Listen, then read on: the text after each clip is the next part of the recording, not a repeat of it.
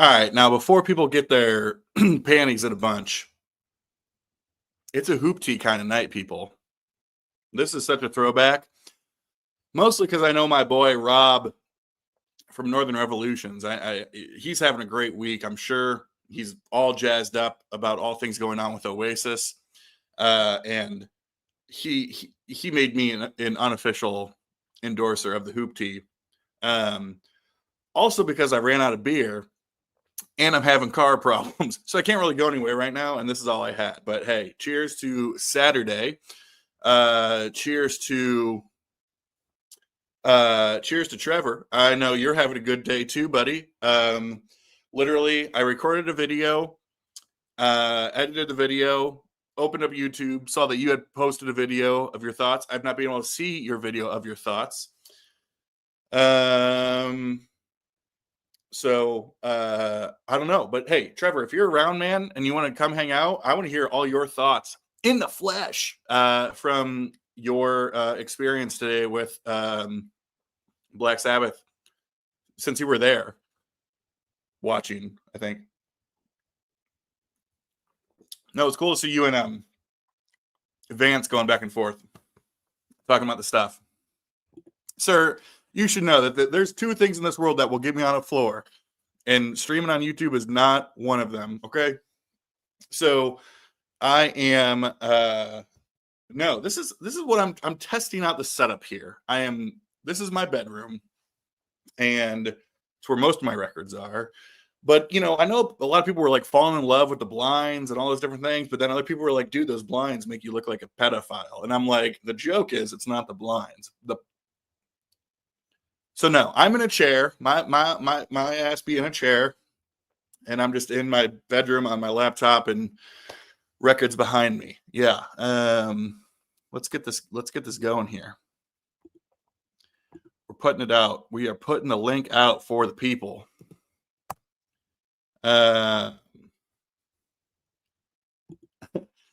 Sir, I don't know if that is a joke about my scrotilia, but it's a good one if it is. That is a bad joke, isn't it? Be like, you want a beanbag chair? Be like, that's just my bag. I don't know what's going on. I'm not even drunk, but I kind of feel like it. Haven't posted a video in a while, so I'm like, you know what? It's Saturday. Dude, it's all that. It's, as you know, because it's 100 fucking degrees and sunny as hell. This, you say glowing, I say burn. I know that's right. What else is going on? Fine people. Oh boy. Wait, why'd you say rep in North Carolina, Sam? Rep in NC too. Who is? What does that mean? Help me. Oh boy. Oh boy.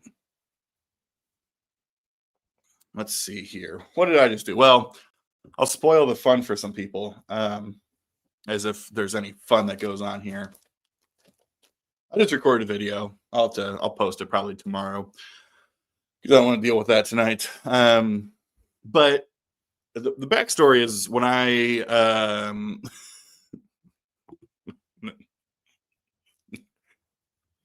no, in fact, it's not, sir. You're like, is that barbecue sauce on your teeth? No, but it should be. Okay, so I just recorded a video.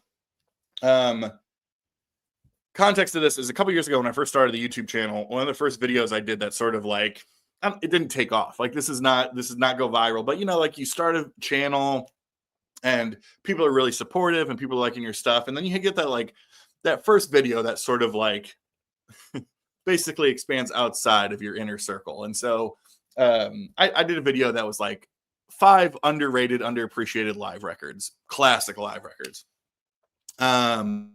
So that was a cool video. And really the whole point there was focusing on like, look, there's so many great live albums, classic from like the 70s that we all love.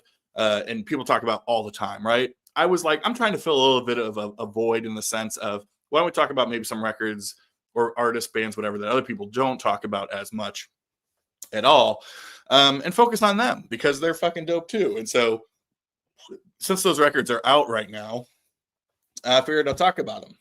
First and foremost, from the great state of Illinois. Sorry, Steve. I know it's not a great state for you.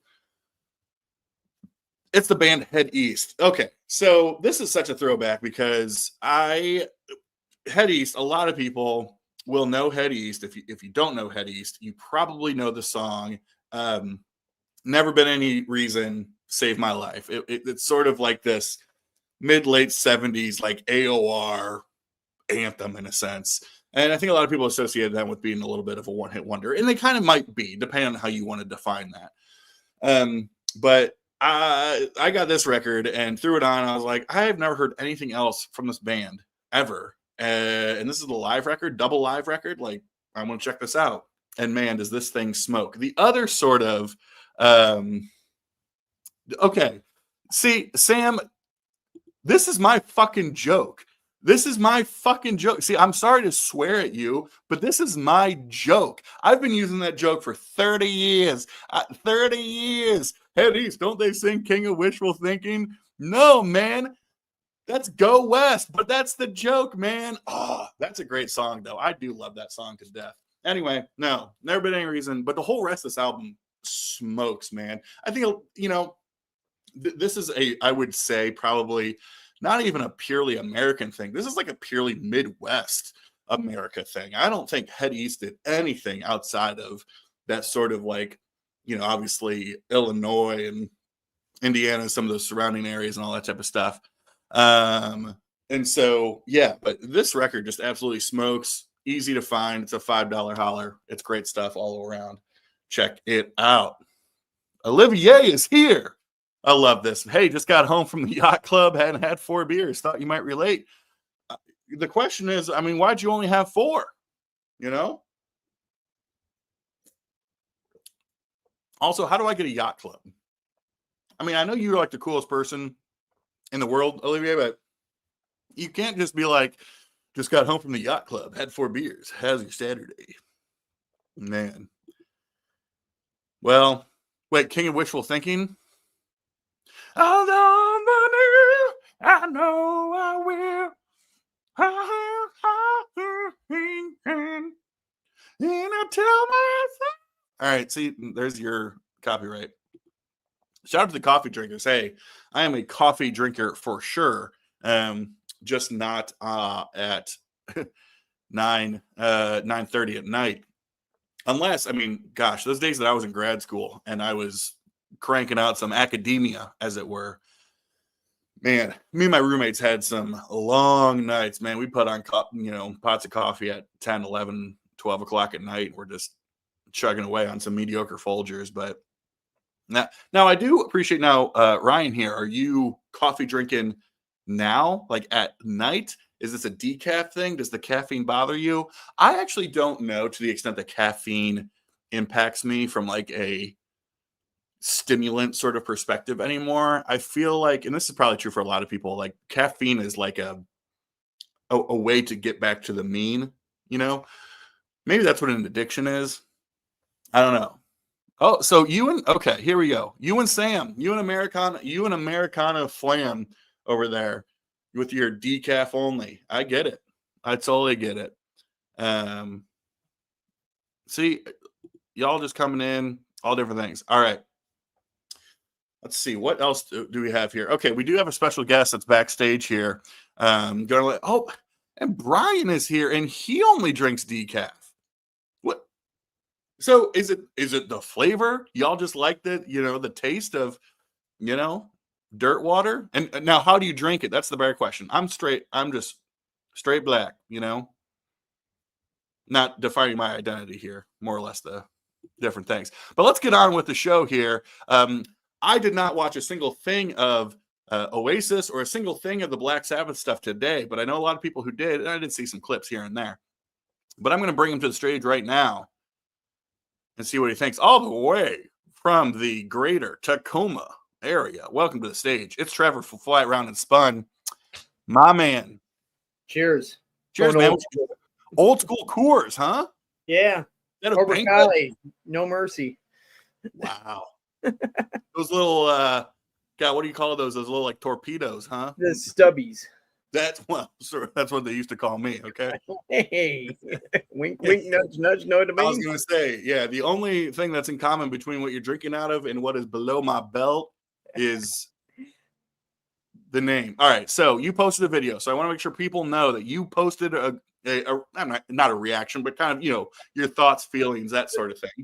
To call it a review would be a stretch. Sure. Sure. It was just, again, my thoughts on it. Of course, after I, got done recording, I'm like, oh man, I forgot this. I forgot that.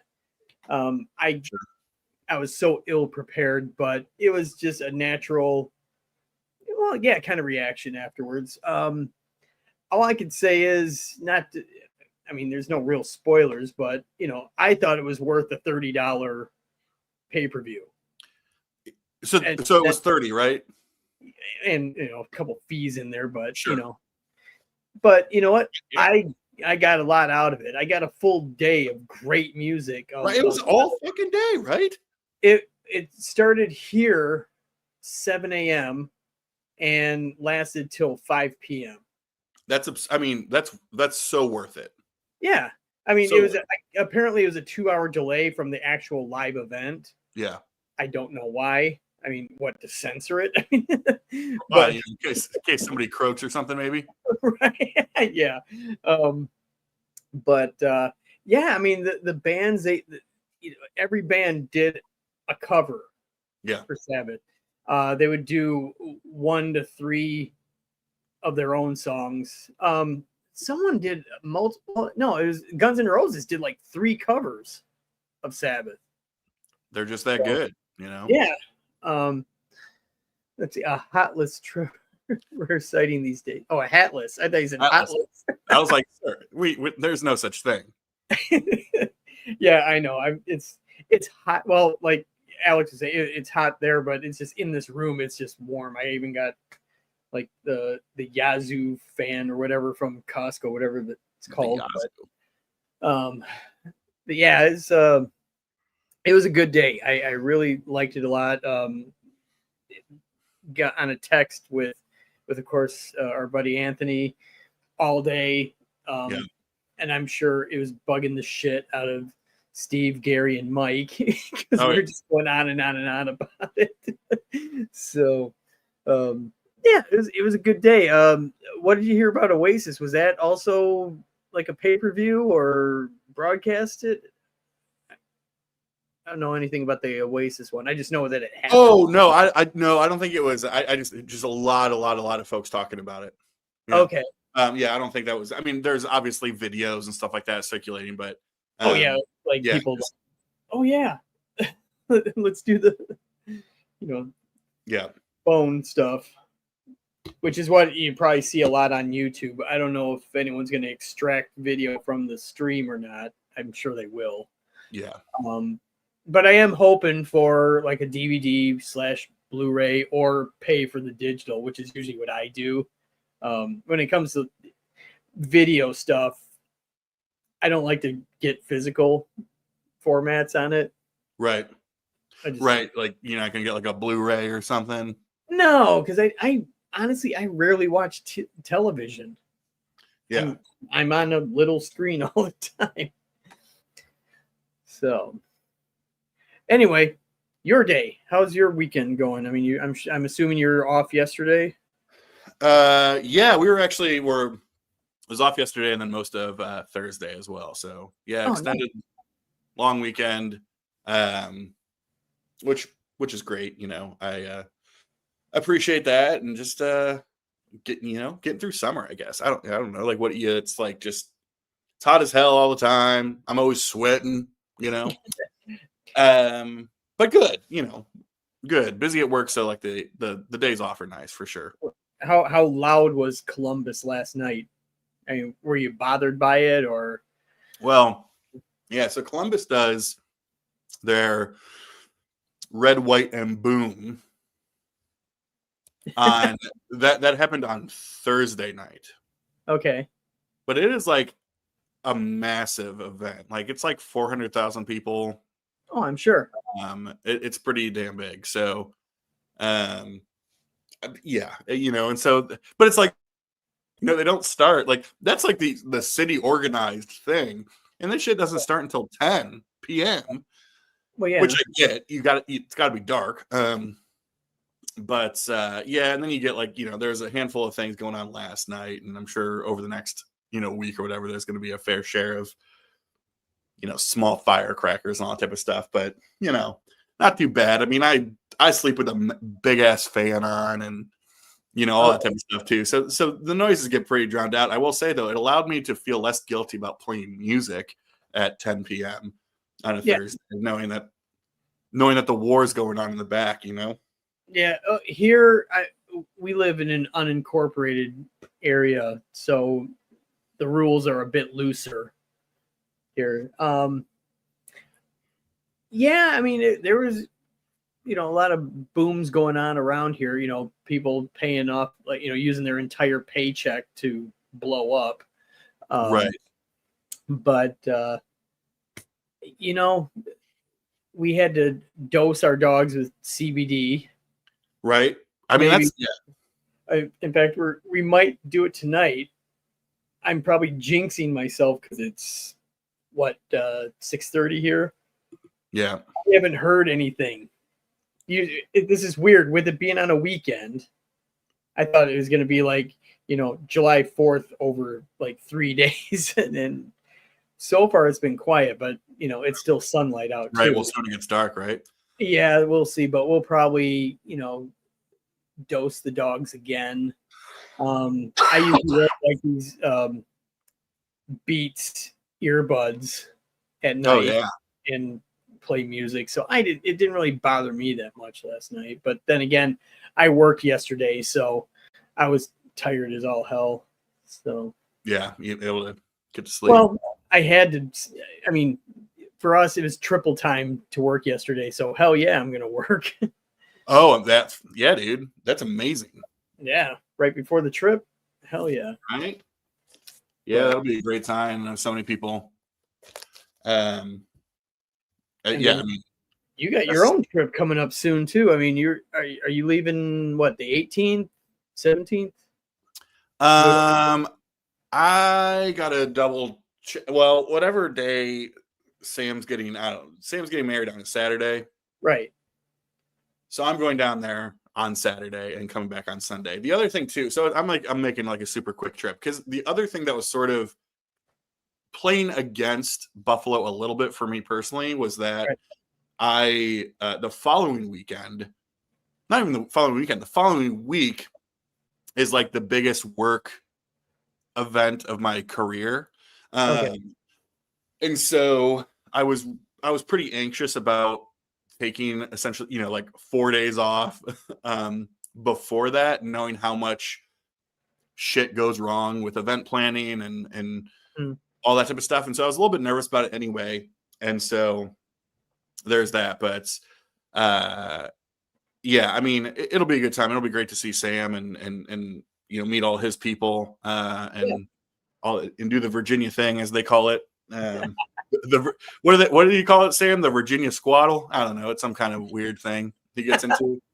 But no, that'll be a great time. Yeah, I'm like just driving in, staying the night, driving back. So, how long of a drive is that?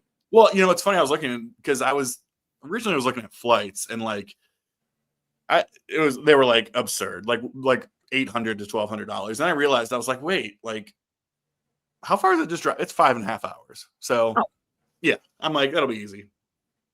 Wow. Okay.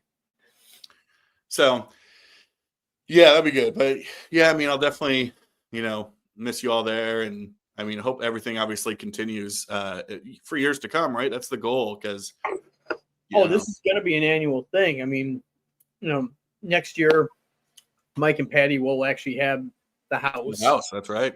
So there'll be a lot less stress, having people there than dealing with an apartment. And I guess the lobby area is just gargantuan. So it's gonna. Oh my God! It's called like the mansion or whatever, right? Like So I'm looking forward to, obviously. But then next year, it should be cool. Yeah. Looking forward to that too.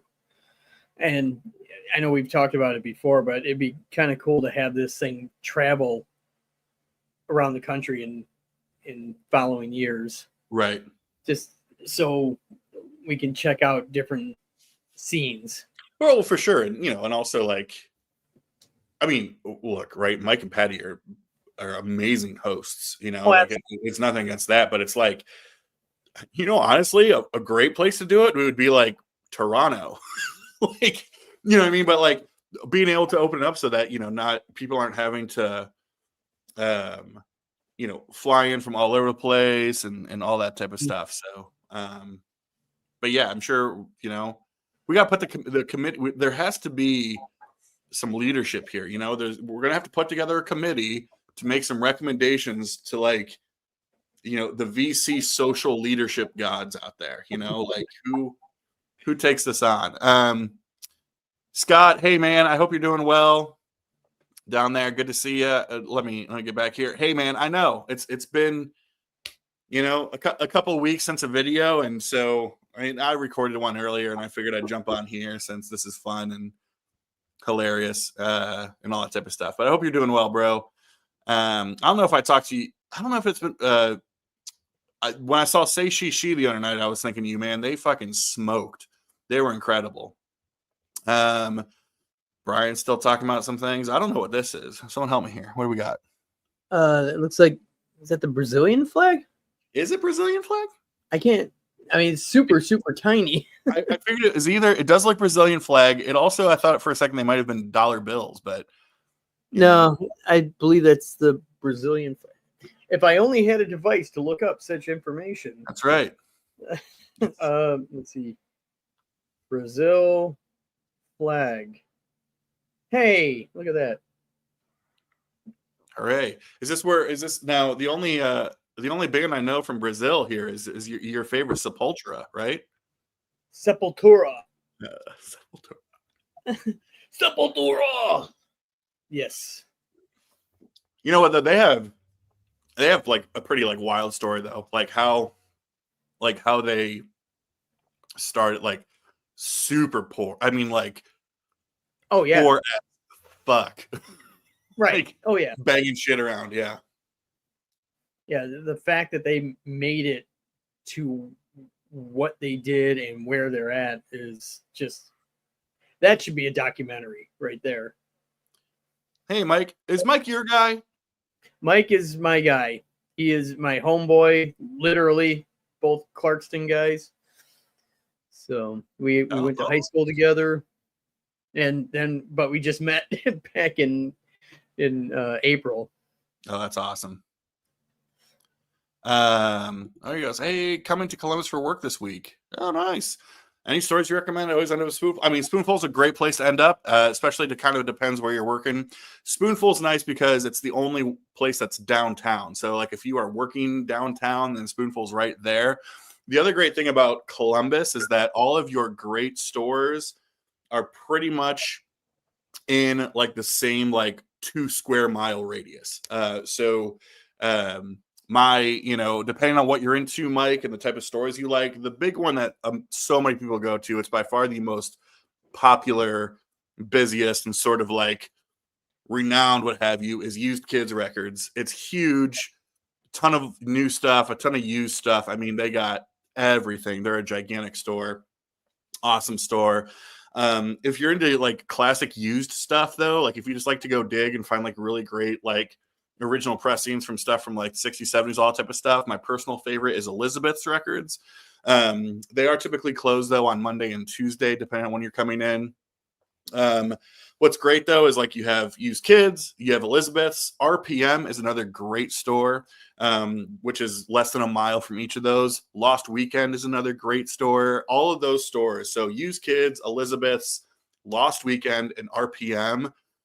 Like if you go to one, you might as well just go to all 4 because they're all within a stone's throw of each other. So it's not like you're having to ping pong all over the damn place. So yeah. Boom. That's wait, hold on, let's go back up here. Hey, you're talking to the right people here, man. That's a hell of a record, eh? Let's see.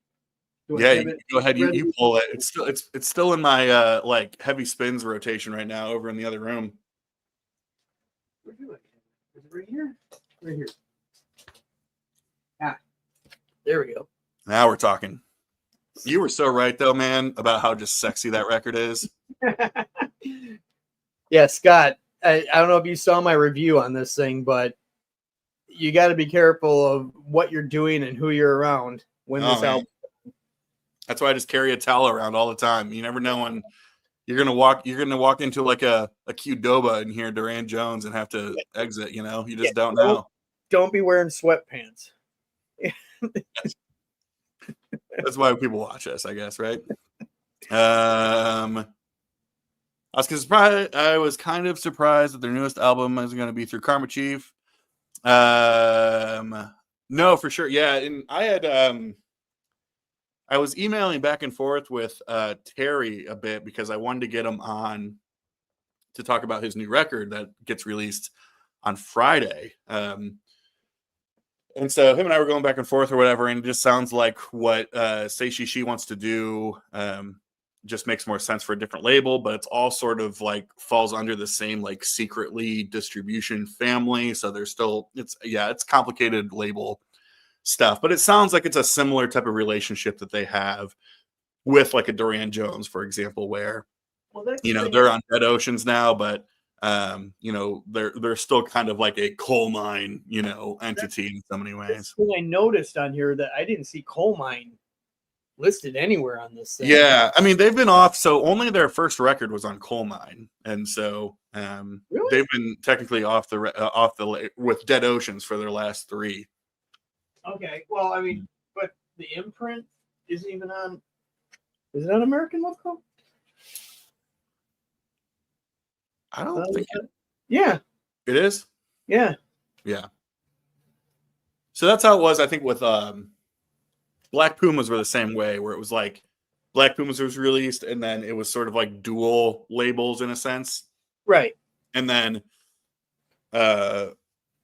Diamonds or whatever was just ATO, I think. But yeah, so they're always, it's kind of like part of like I'm sure there's some sort of like financial contractual sort of agreement with how these things work, but yeah. Greg is here. You'll get to meet Greg, man. That is what I'm very upset about that. I mean, those are the 2 big ones that I was really looking forward to seeing was obviously was Greg and then David Atkinson. I mean, but yeah, he'll be there in Buffalo, I think. Yes, as far as I know. So looking forward to meeting Greg in person. Be very cool.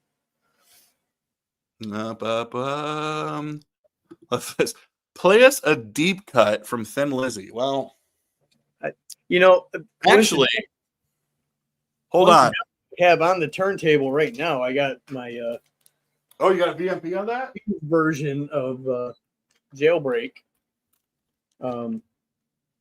So I guess I could play Emerald without hopefully getting us knocked off of YouTube for copyright purposes. Sorry. Actually, I don't know. Maybe this guy was watching. And by watching means watching me. Ray DeVito. Let's see here.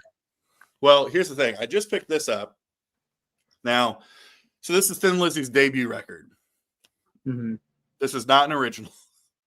An original, this is about $9,000 gazillion. Right. If you know the story, Thin Lizzy's, their first 3 records are very, very, very, very different than Jailbreak, Bad Reputation, all that type of stuff. Oh, yeah. Absolutely. They were just a trio at this point. Eric Bell on guitar, and he's a great player. But these early, this and Shades of a Blue Orphanage are almost kind of a little bit more. I don't know. People call it like Irish folk. I don't really get that. Like, it's not like it sounds like fucking Donovan. Like. Well, you definitely hear the Irish influence because they're there. I mean, it's not even influence; it's just where they're at. Right. It's a spinner. That's right. But yeah, this is, I think, was I forget what reissue this one. Maybe back in like 2012. This pressing of it, but Okay. store had it. The sleeve was a little bit kind of like fraying a little bit there, Okay. so they had $8 on it. Sure. Easy, right? I was like, I'll never find an original. I will never find an original, so No. I'm not gonna sweat trying to, you know. As Sam says, don't stand up while talking about that sexy record. Am I right? Look, you can't sit down. You be tripoding. Right.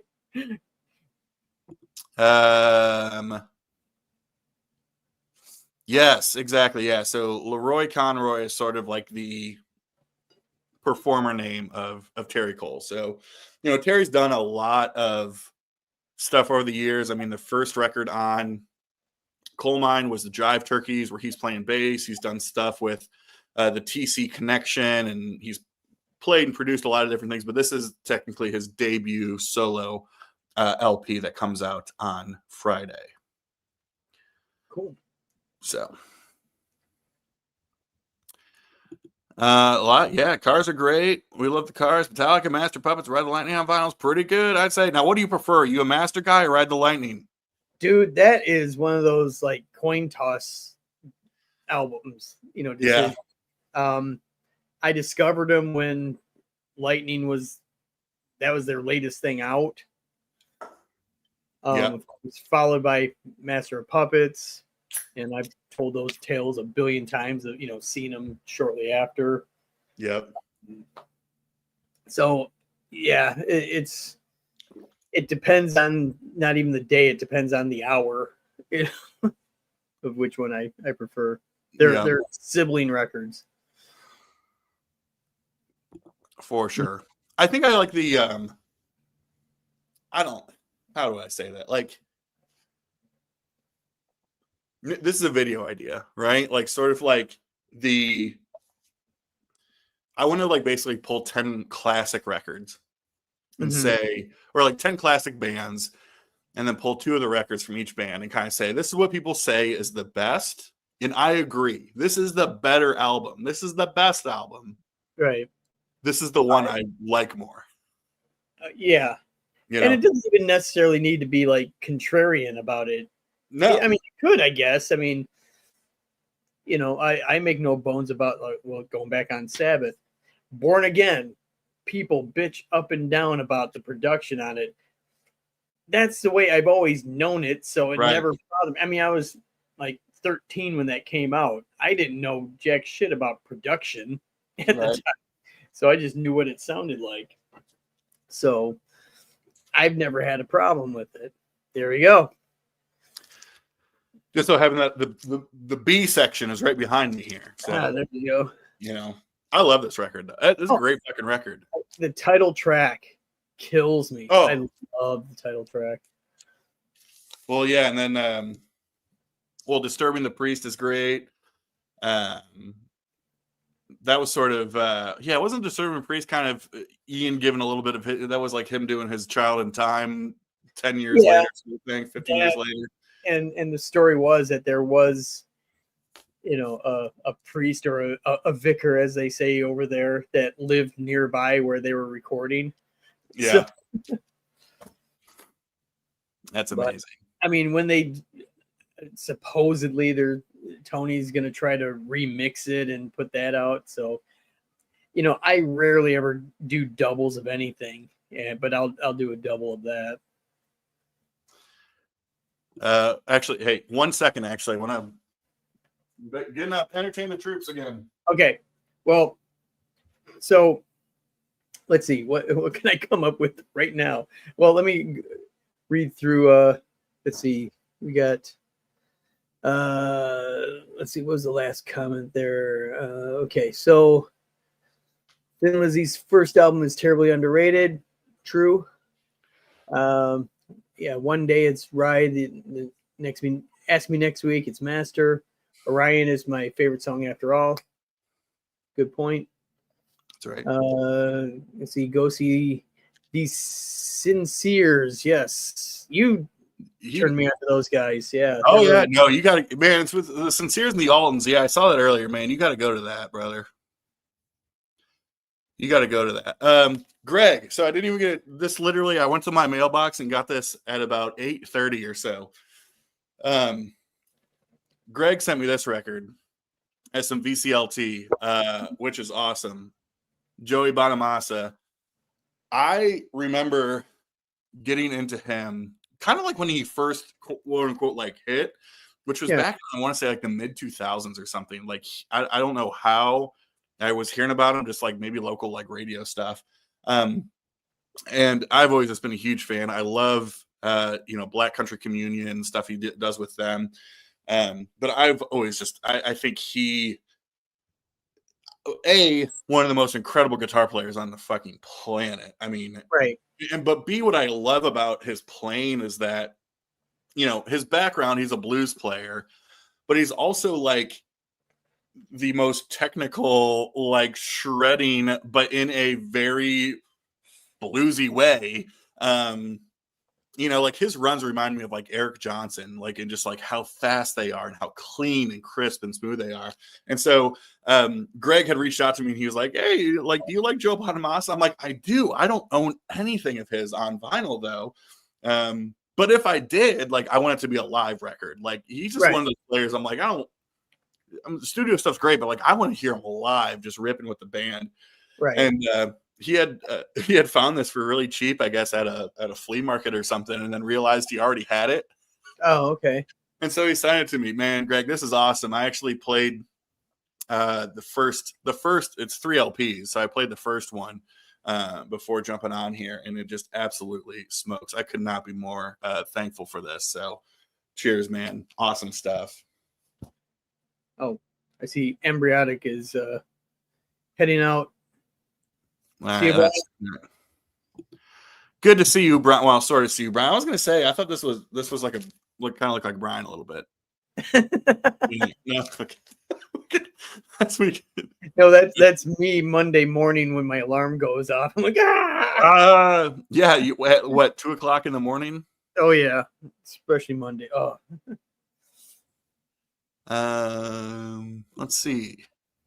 Okay, this is a great. I mean, it looks like my ex-wife, eh? It's like I feel like he's just saying that with like a cigar in his mouth. It was like, tell me about your ex-wife, eh? Yeah.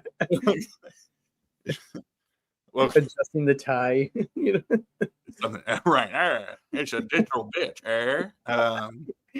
That dame doesn't know. That's Lena Love. Why do I know that name? I know the name, and I see the name all the time, especially back in the 90s. I saw her name all the time. Oh yeah, but it doesn't click where and what and whatnot. Hey, thanks, Ray. We try to keep it fun over here.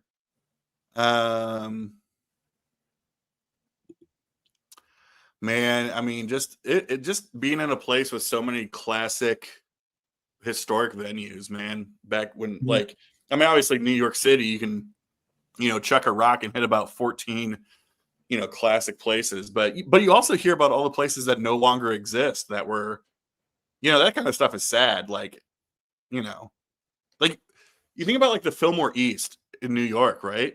Mm-hmm. That was like, for as historic and as many amazing shows were there, that club was not around for a long time. No. Same back home, the Grandy Ballroom. Yes. The building is still there. Yeah. And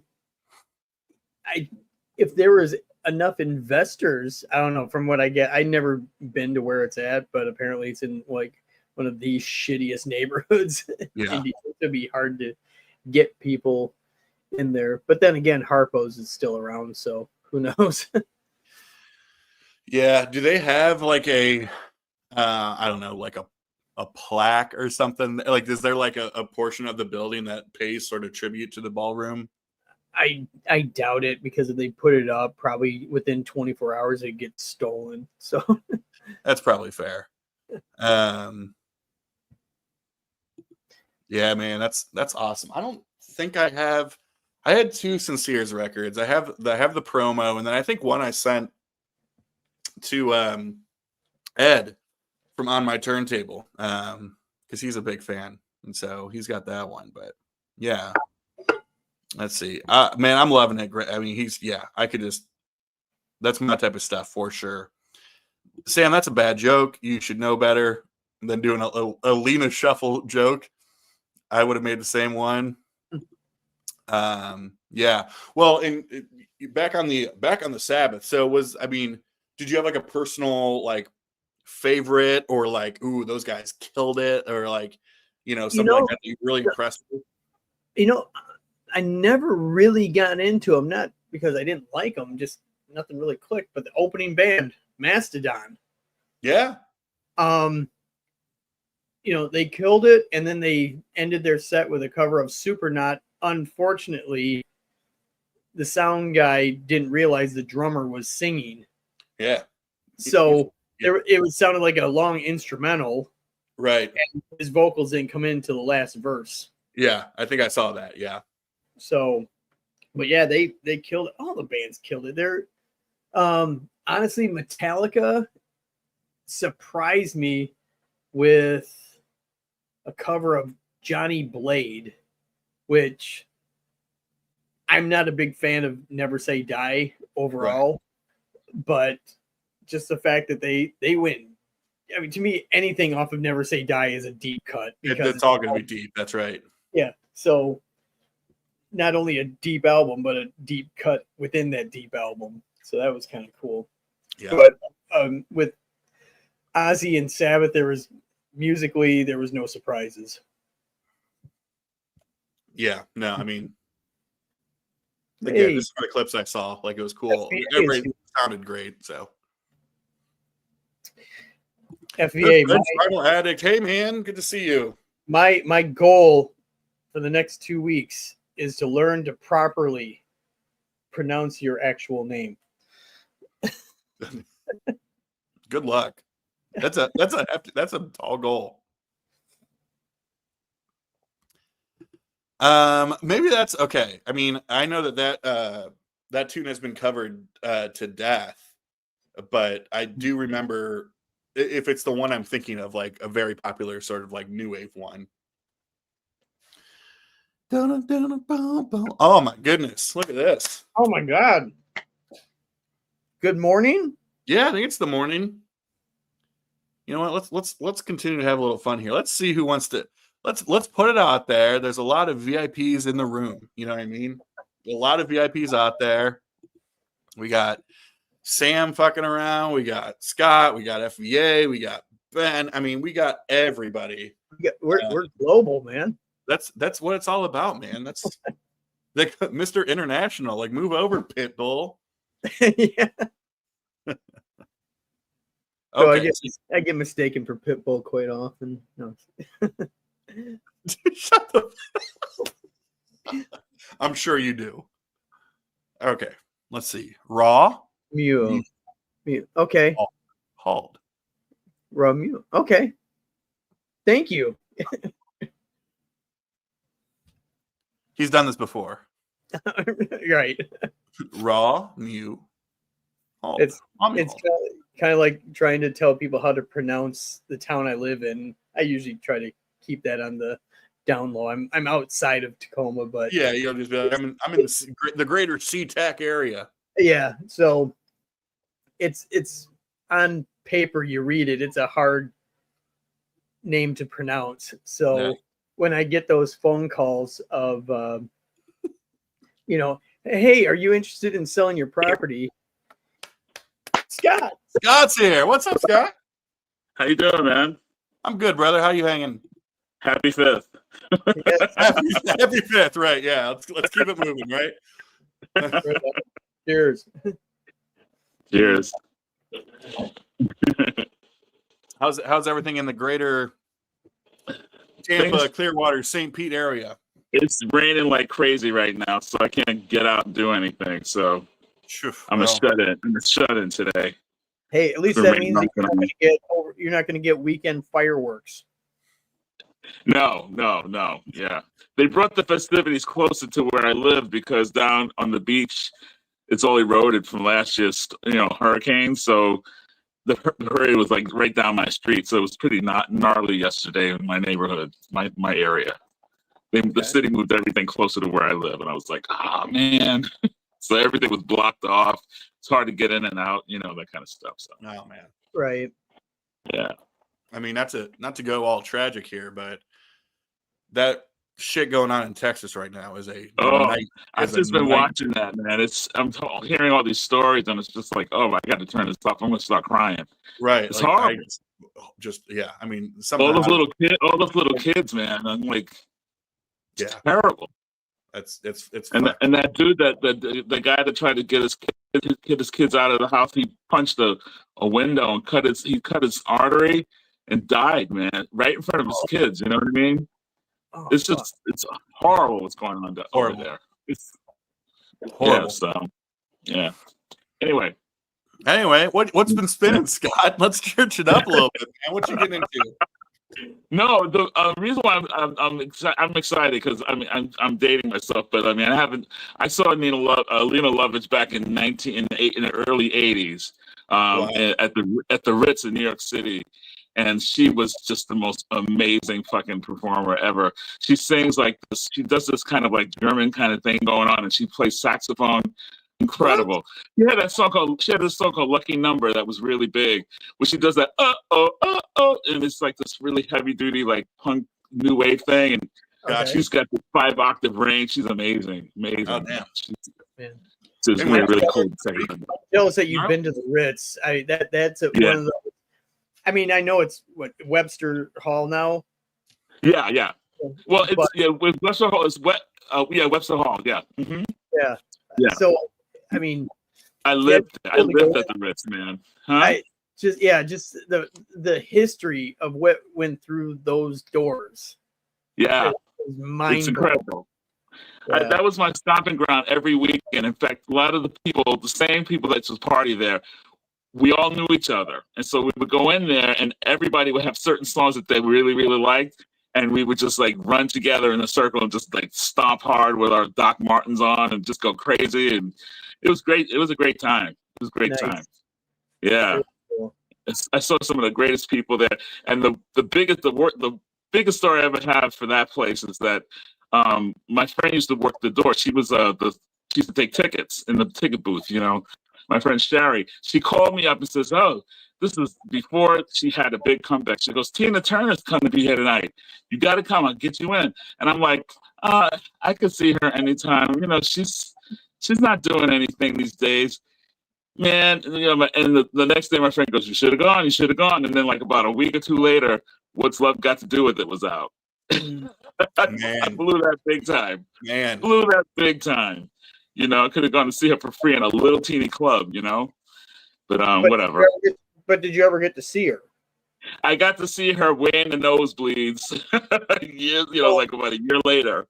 Well, because a similar story, not that it was a tiny thing. In the summer of 1990, I'm living with a friend's family, and they were going to our local amphitheater, which is right down the road from us. They were going to see Santana, and the opening act was Stevie Ray Vaughan. Whoa! And no, I would love to see that. No, it was Joe Cocker. That was it. And still, well, the thing is, though, wow, Stevie was around like every 6 months. Either he'd be opening for someone or playing a place like called the Royal Oak Music Theater, which holds like about 1,500 people, 2,000. And they're like, "Hey, you want to get like lawn seats to go see Stevie?" I'm like, 6 months he'll be in the theater. And then later was the helicopter incident. And I'm like, I should have went. Should have went. Yeah. Would have been like $10 for lawn seats. When you get that opportunity, I had a similar thing with Robert Palmer. Someone gave me tickets at the last minute, and I was too tired to go. And about a month later, he died. And I had the opportunity to go see. This is when he had that, Addicted to Love and all that stuff was going on during that time. And somebody just happened to hand me some tickets. They go, I can't go. Can you go? And I'm like, I just been working all day. I'm really exhausted. You can give them to somebody else. I'll check them out another time. Yeah. That's where I'm at like now with so many You of these gotta shows. not do those like, things. It's like you just, I mean, every day somebody else is leaving, and so I'm like, just go to the show. It's like it's been like my mentality the last like 3 years is like, just go to the show. Like, the amount of times that I have, I've never gone to a show in my entire life and said, you know what, I probably shouldn't have gone. But the amount of shows I did not go to where later I was like, you dumb fuck, you should have gone to that show. You know what I mean? Like, oh yeah. Well, you and Gary earlier this week. Yeah. Going to see Psychedelic Furs and Chameleons, and did you meet the one guy in the bathroom there too? Or that's really funny. No, dude, he was so funny though. He was I share this, like he was like the nicest, sweetest guy. And it's funny because I mean I knew the Furs were headlining. Now originally it was billed as the Psychedelic Furs with the Mission UK. And then something happened with them. I don't know if it was like visa issues. I don't know, some kind of thing. But and so then it was the Chameleons. And now Mike MGK talks. I mean, he loves the Chameleons. He talks about how it's like a top 5 band for him. And so I've always heard him talk about the Chameleons a lot. But admittedly, I will say, come back. Admittedly, the whole like post-punk world is like my biggest musical blind spot. Like, really? I'm just so I watch people like MGK or Brian, Embryonic Brian, like or I mean just so many, especially people in Europe too, like talking about all these bands from Manchester or like all this different stuff, and I'm like, I have not heard of half of these people. Like what I mean? No idea. And so I'm like, I like The Cure, and so, but Gary had texted me the day before, and he was like, "Any interest in going to the show?" And I was like, "Yeah, I'll buy a ticket for $50, whatever." And of course, even if it's a bad show, it was going to be a great time, and it was a great show. But yeah, I actually, the Furs had a number of like huge hits, right? Right. And so they're obviously headlining. I think I actually musically probably enjoyed the Chameleons a little bit more. Okay. I don't know. They just had a different sort of, I hate to use the word vibe, but it just felt a little bit like darker and a little bit more ethereal. And then Mark Burgess, who's, the OG, kind of the guy who does everything, is just hanging out at their merch table the whole night and was like the nicest, sweetest guy I've ever met in my life. And so, I bought like their EP from last year, and he signed it for me, and we took a picture on all that type of stuff. So coincidentally, Mike is, it might be over now, but he's at Psychedelic Furs tonight. Oh, well, that was tonight. Yeah, it was tonight. That's right. Yeah, they're good. I've seen them a couple of times. They're really good. Yeah.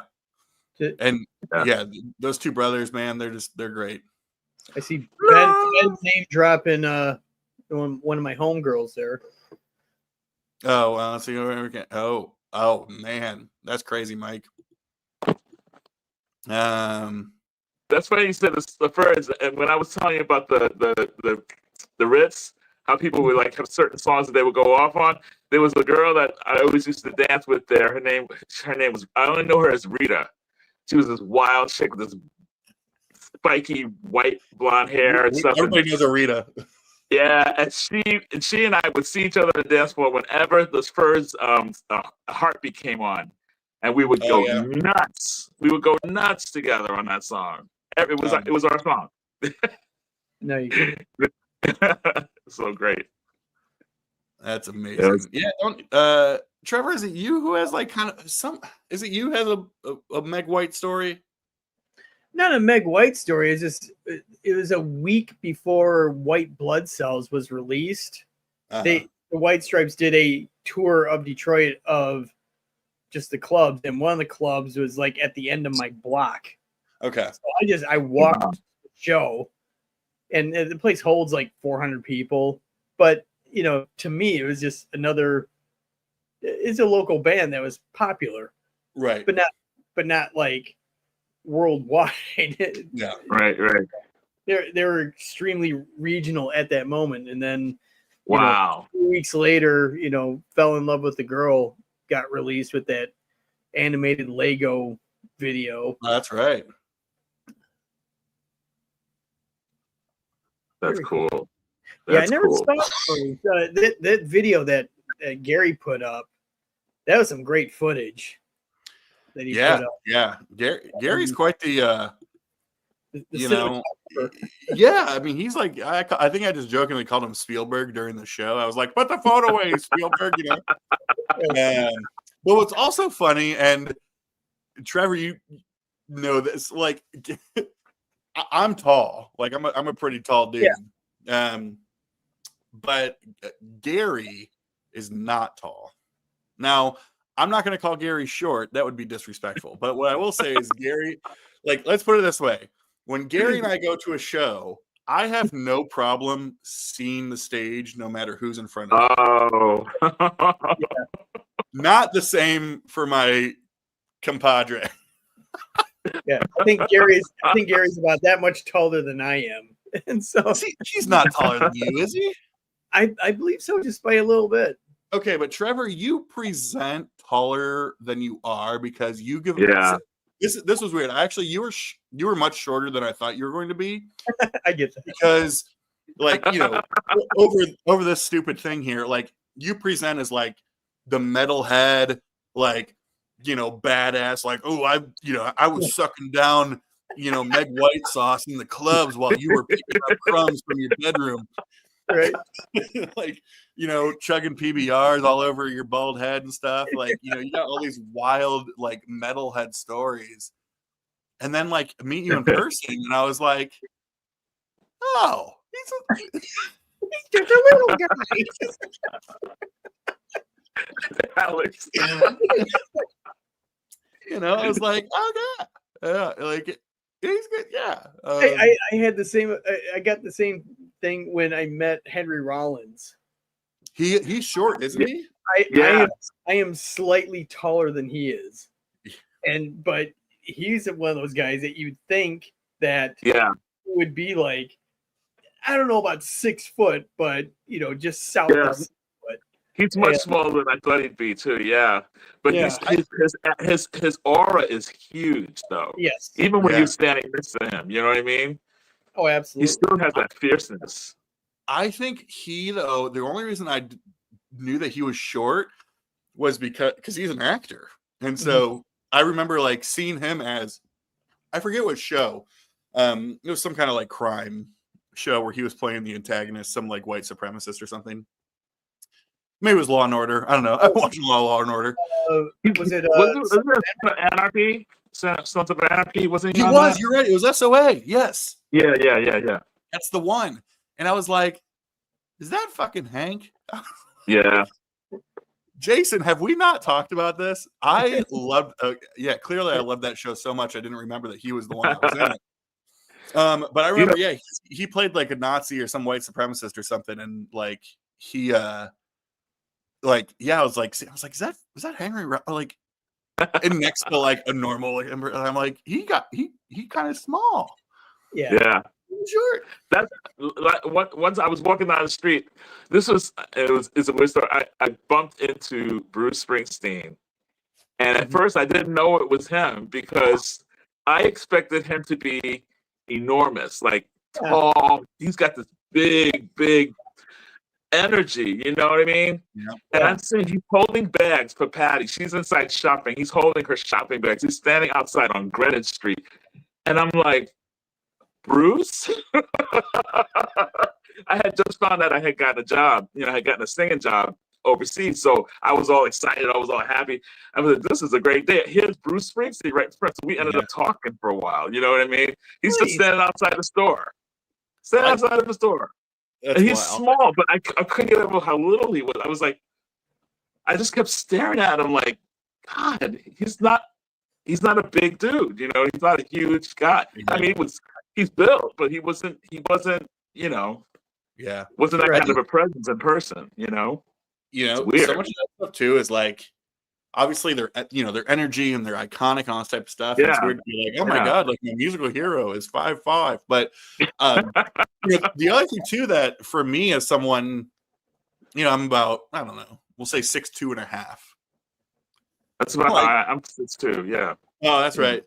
Like, but you start liking these bands when you're in like, when you're 10 years old. And so Yeah. it feels weird to like, my example that I kind of give is like, because I talk about him all the time, was like the first time I met Mike Portnoy. I was like, I feel weird. It feels weird like idolizing this drummer who's like 6 inches shorter than me. like, this is just weird. But like when you first start, like watching these people, you're like, oh, like I didn't realize. Okay, like I don't and know. then There might be something to that too, because there's a lot. I mean, being in New York, you bump into a lot of people. I mean, and there's some people that you just go. I mean, that they're not tall, but they're smaller than you even think. You know what I mean? Like Mavis Staples looks like she could have been in Wizard of Oz. Yeah, she's that small. Oh my, she's tiny. I mean, really. I was like, I was looking down at her, like, you know what I mean? And there's a lot of people. Holly Hunter's very tiny. You see these people walking down the street, and it's just like, and then it starts to make sense because everybody is pretty much the same height in a lot of these movies and stuff, unless they use certain things to, level them out. So Who's they tall, have a though? tendency to be smaller. Yeah. Who have you It's met though something that you're like? Who have you met where you're like, that motherfucker is tall? Who's that? No, that's what I'm asking. If you've met anybody like that. Yeah. Oh, G Love. He's huge. Really? Sauce? Huge. Really? G Love special sauce. He's like 6'5", something like that. He's huge, really tall. And RuPaul is very tall. RuPaul is really tall. Huge, huge. There's one other person that's really big. I know G Love is one that really stood out for me though. Really tall. I was just like, wow. I'm trying to think back in the record store days when that was just part of the gig, was just the after show. Yeah. Getting to meet all these people, which in hindsight kind of took for granted. But I know I was in the room, but I didn't get to talk to them. It was after the show for Typo Negative. Oh, and yeah. Seeing Peter Steele across the room. It's like intimidating. And I know afterwards, years later, that he's just a dude. Yeah. I'm sure he's definitely. Well, and at least with with both Nick and with Peter Steele, like at least their voice sort of gives it away a little bit of like, I bet this is probably a tall, like this baritone. Sade's tall. Sade is? Sade's tall. Yeah. No way. Yeah, she's tall. I was surprised. Yeah, she seemed like she'd be like my height. I'm about 5'6" So she's model tall. She's like, you know what I mean? She's very svelte and okay. Drop dead gorgeous. Drop dead. I mean, yeah. In person, it's better in person. Huh? Sam was talking about meeting Glenn Calloway and how tall he is. Yeah, I saw a picture of him and Steve when they met up. Yeah. Now, Steve, though, he was the opposite of you, Trevor. I thought Steve was going to be like, he's not watching. Maybe he is. I don't know. Steve's always watching. Oh, no. It's he's in bed. Do y'all remember?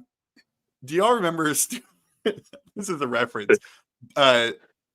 Dana Carvey in Master of Disguise, where he does his like turtle. I remember the name. Never saw it. That was like that was how I kind of anticipated Steve.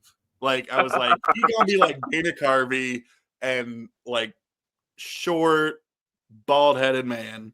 Steve was a lot taller than I thought he was going to be. Yeah, I have a feeling that Wait, because you haven't met yet. No. That's That right, after all okay. these years, we're finally going to be able to embrace. That's cool.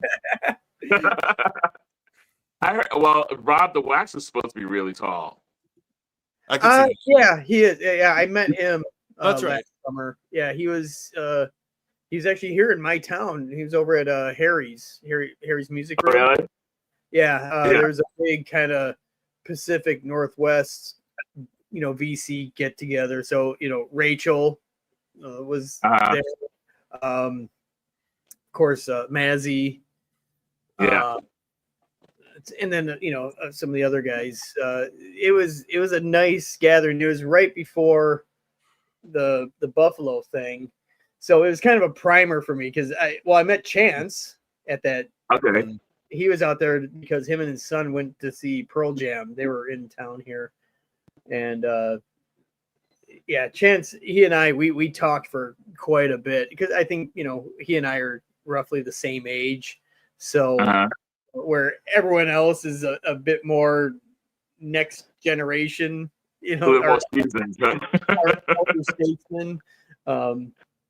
But yeah, it was a good time. But that was also one of my this is kind of surreal, types. And I'm sure we've all dealt with it the first time we get to meet other people in the VC. Oh yeah. Yeah. We only know each other through this digital Yeah. media. Now, Scott, have you talked to or have you met up with anyone in the VC? I met up with John from the Music Talk John, Talking Music with John. He lives near me. He lives in the Clearwater area. Okay. So and he hangs out at Kingfish Records a lot. So I met him when the Pearl Jam's newest record came out, and there was a listening party there. Okay. And I got invited there, so I went there, and he was videotaping everything. So that's how we met, in person. Right. So yeah, but we usually miss each other. Isn't it kind of weird, like that first time? You meet up and just like, I only know you from a flat screen. I know. So here you are, right in front of me. We both started laughing. We saw each other because we saw each other from when I walked in the door. He saw me, and I saw him, and he goes, "Oh my god!" Yeah, he's actually okay. Jack is one of those guys. I didn't anticipate him being that tall. I mean, but Jack is a tall drink of water all the way around. Though we know that's the. Yeah, he and I had a wonderful day. Like after the party, the next day, he and I went downtown Boston and checked things out. Yeah, great guy. Looking forward to seeing him again too. Well, just heard a bunch of fireworks go off, Trevor. If you need to, if you're keeping track over there. So. Nah. Oh man, so excited! Scott, is that the coal mine exclusive? This is the blue iceberg splash. Is that it? Maybe there's a couple of color variants that are. They delivered it to me, so it must be. Oh, nice, yeah. I just got mine from Amazon. Mine's just the standard black. It's. I will. You know what's funny though? At least on this record, beautiful. That's sexy. Yeah. Thanks. Yeah. See, it is sexy. It is sexy. There's a lot more. Gotta wear protection. That's right. Yeah, keep it in that outer sleeve, man. One of the things I noticed, and I totally agreed with your also the musical sort of analysis that you gave, Trevor, of leaning a little bit more into like the mid to later 70s R&B versus like the old school soul, you know what I mean? Like thematically, there's also, to me, I feel like a huge or a much bigger presence from Aaron Frazier. I feel like those vocals are like split basically across the whole record. Like it almost feels weird calling it Duran Jones and the Indications when one of the Indications is sharing like the lead vocal on half the track. I know. Yeah. The last record? That one I didn't get into. Their third record. Was the dance music stuff on it? Yeah, that's it. Where it looks like I don't know. I got an 80s vibe out of it, and it just didn't click with me right away. Yeah. And it just has. I like the first two albums really I dug more. Yes. The first two records I dug much more than that one, but I still liked it. But I mean, not as much as I think I know what you're talking about. On that. Yeah. So it seems like this Flowers seems like they went with the third album. They went way forward, and now with Flowers, they kind of brought it back. Yeah. Not all the way back, but back enough to where it gives it. Yeah. Still. Yeah, I think they were just trying something different. It's like, are you familiar with St. Paul and the Broken Bones? Mm.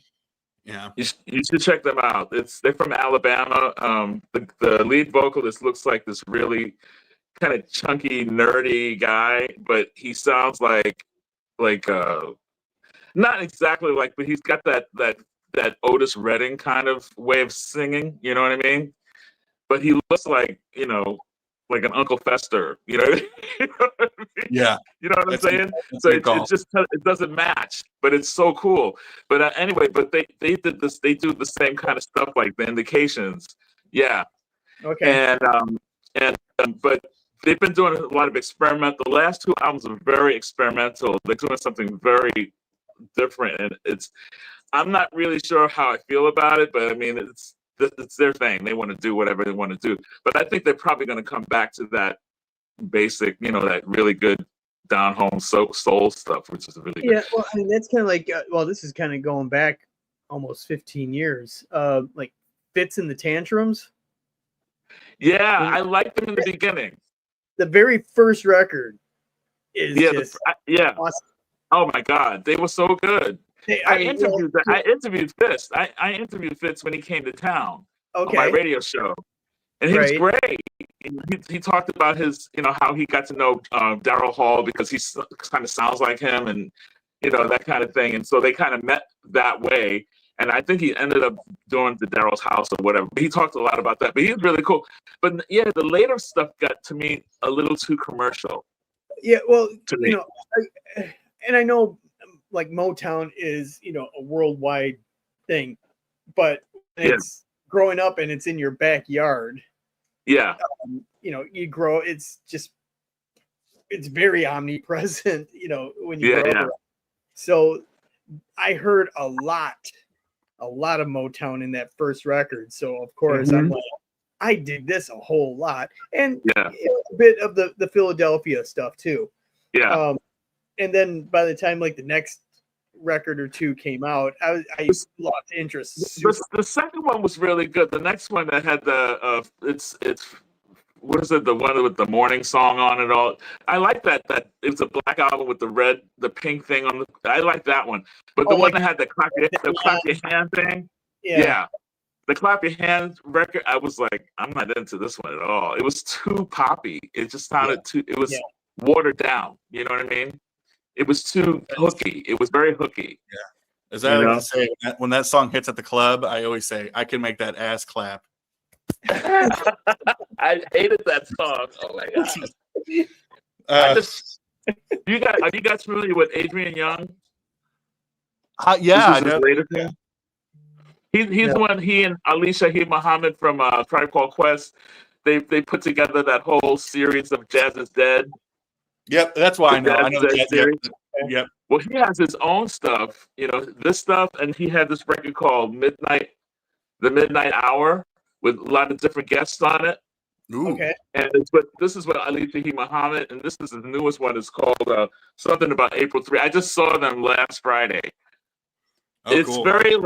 It's very Curtis Mayfield-ish.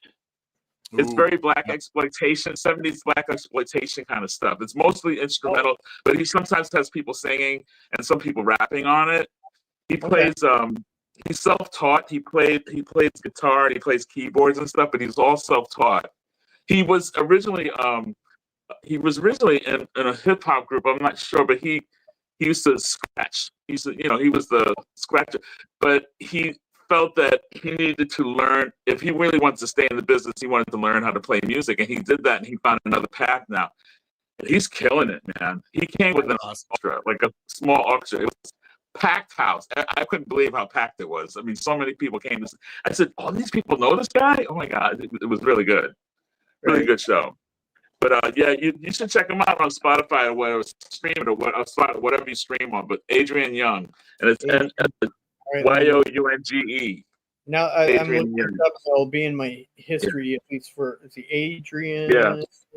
Yeah, he does a lot of collaborations with Ghostface Killer. Okay. And with Ali Shaheed Muhammad, definitely. So, but he's definitely somebody who you definitely should check out. And if he comes to town, I would definitely check him out. It's fun. It's really fun. It's very different. You know, you feel like you're in the 70s. You feel like you should have an afro and belt and like a pimp suit. You know what I mean? You know, good stuff. I need hair before I get an afro, though. It's funny since we're talking a lot of coal mine, a lot of soul. I just had to reach around behind me here. These are my dupes. I gotta get rid of these. Which we all have a lot of records we gotta get rid of. I do. But this was a great record, a popular one. This was Kelly Finnegan's from last year. Oh yeah, I have that. Yeah.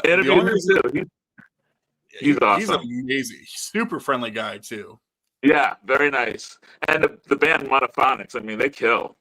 Amazing. Yeah. They kill. The only reason I have two of these was that this was on Coal Mine pre-order, but then so I was waiting for this to come in.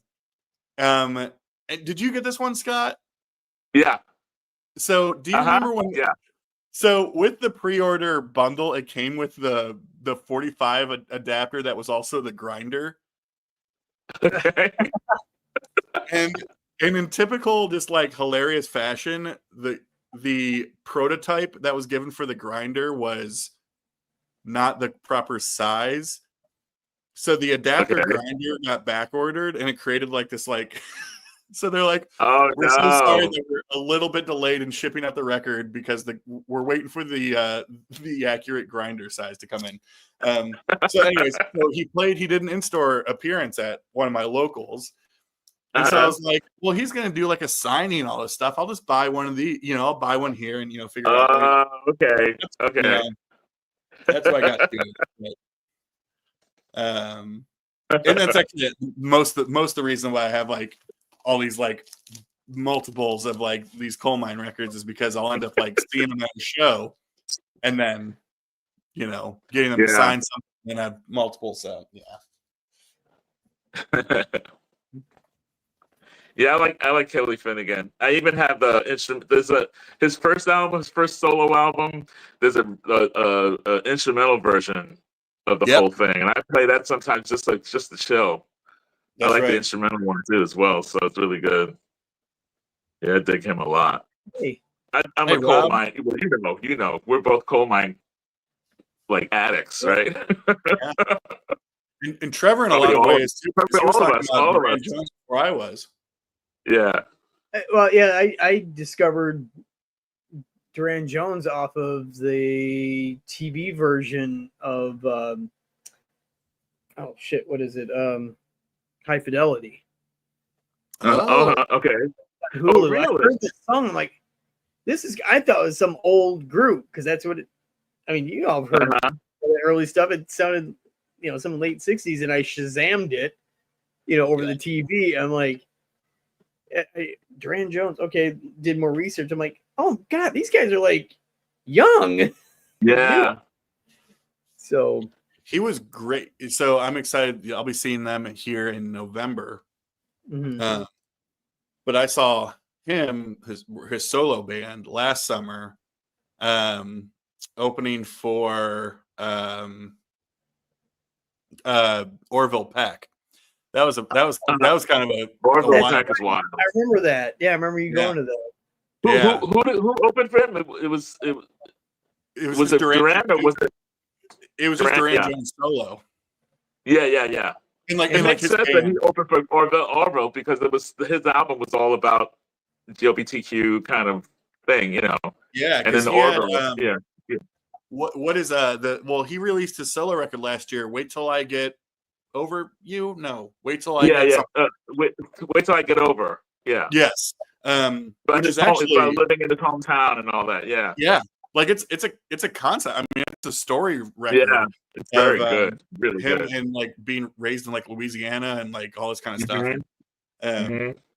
Yeah, and it was actually pretty funny because it was Dwayne Jones and then opening up for like Orville Peck, and it was in June, and so it was like me and a couple of buddies were there. I'm like, we might be one of like 16 straight people here, like in this like crowd of like it was very like, but actually, it's funny. Like the Orville Peck fan base is fascinating.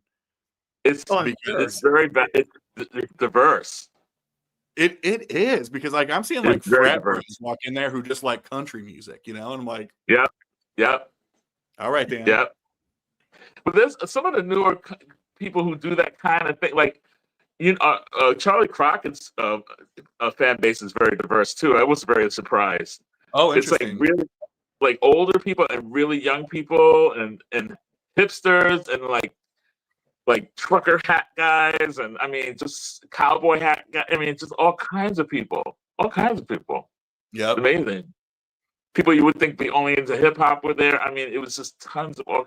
I was surprised to see how so many different people at his show, and he was great live. Yeah, even better than records. Yeah, Count Chocula is here. Good evening. Good evening.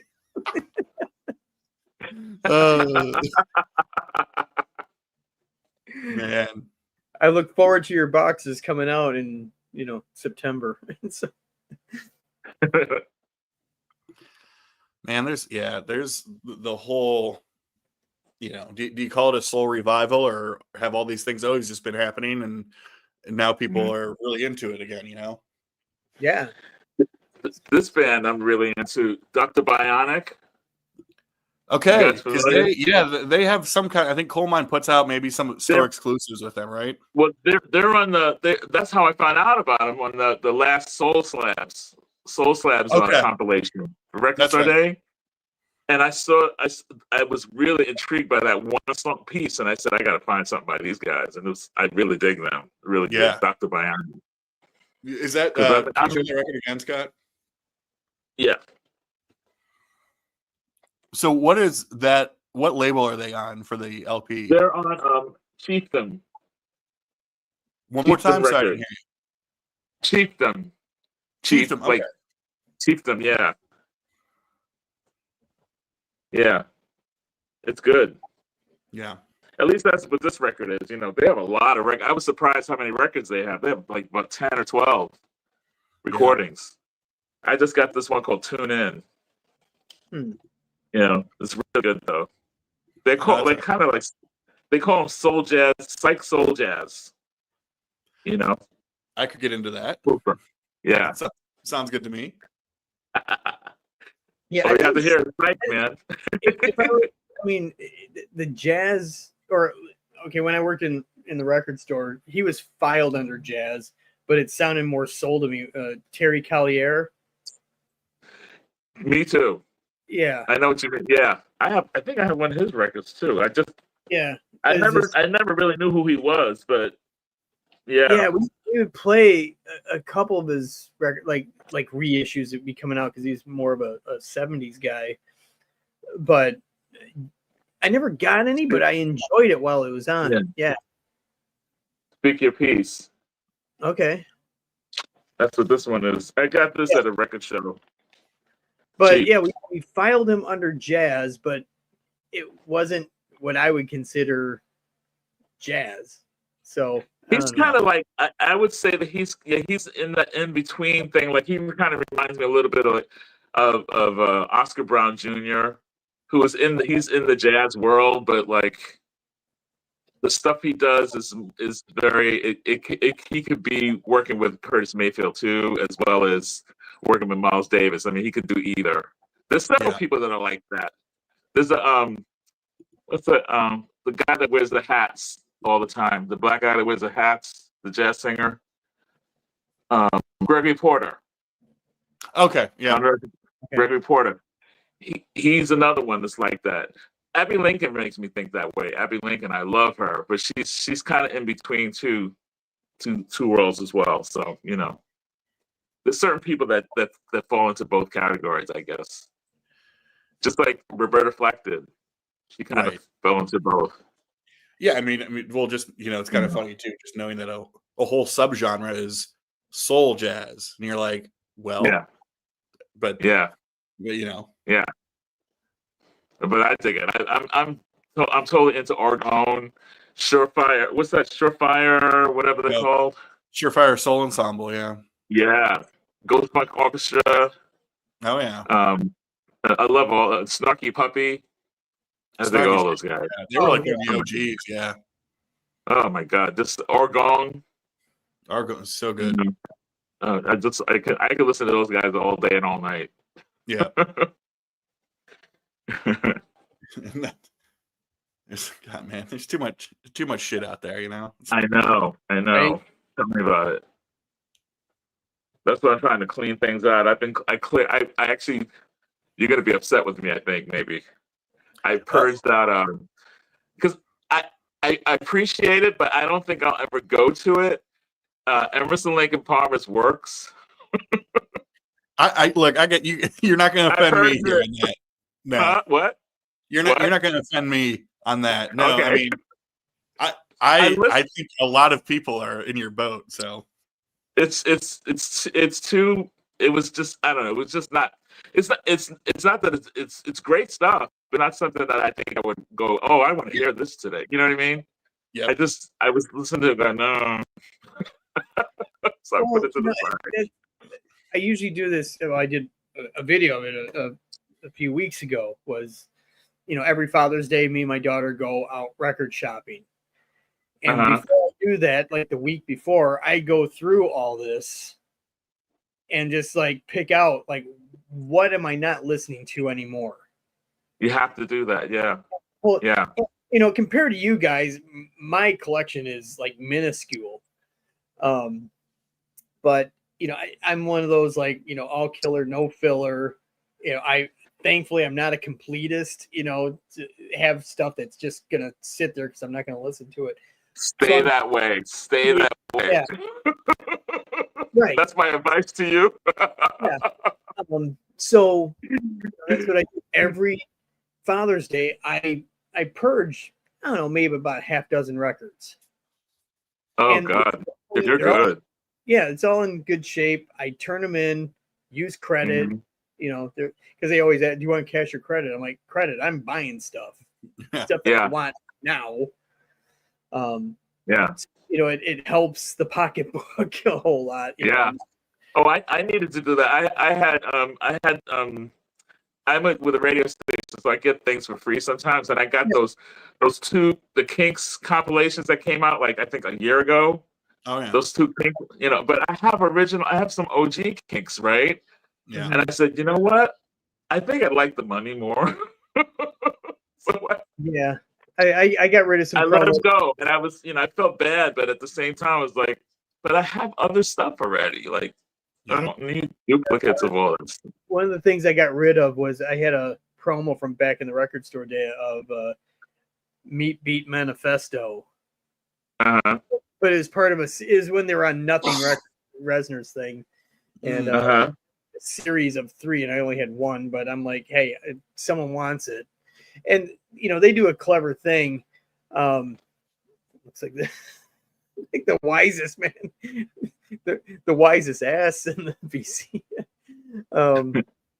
But I noticed when the guys, I go to Easy Street Records in West Seattle, and they're going through, and I see them looking up on Discogs, that they can, so, but I mean, I get a fair credit when I go. Yeah. I have a store that I go to. I give everything to them, and they're really good with me, so because they know me so well. So they're real fair. They're real fair. I'm not looking for the the dealer price, so I'm not looking to get that kind of stuff because I know. I mean, if I want to do that, I got to sell it on my own. Right. Yeah, I got a couple like that I looked up, and I'm like, it's too much to get trade for it. Right. Yeah. I'd rather try to sell it outright. Yeah. Yeah. If anything I think is really valuable, I won't just bring it over to them, because I know that they're not in the business of like spending a lot of money to get something. They're going to try to, do as cheap as possible. They have to do that to stay in business. So I get Yeah, that. I understand that too. Yeah. Yeah. But So you I'll do don't. it. If I want to make money, I'll do it person to person. Yeah. Kind of thing. Exactly. You know. Can I just show you one more record? This is one I'm really excited about. Yeah, please. Okay. You guys familiar with Chuck Prophet? I know the name. Yeah. Yeah, I think he's in LA. No, I think it's San Francisco. But yeah, Chuck Prophet is a singer-songwriter. Incredible. Yeah, there you go. He's got this new record. He's going in a different direction. He worked a lot with Alejandro Escovedo. I don't know if you're familiar with him. Yep. Yeah, he worked a lot with him. And they actually produced each other's albums sometimes and that kind of stuff. And they worked together. They've actually toured together. His stuff, this new record, he's going very, he changed his band. He's got like all these Mexican guys and they're doing this Tejano kind of thing. So he's mixing Americana, kind of funky Americana with Tejano. And this record's called Wake the Dead. And Chuck Prophet, they just played here and they just blew everybody away.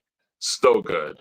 And definitely this is something you might want to check out is Chuck Prophet.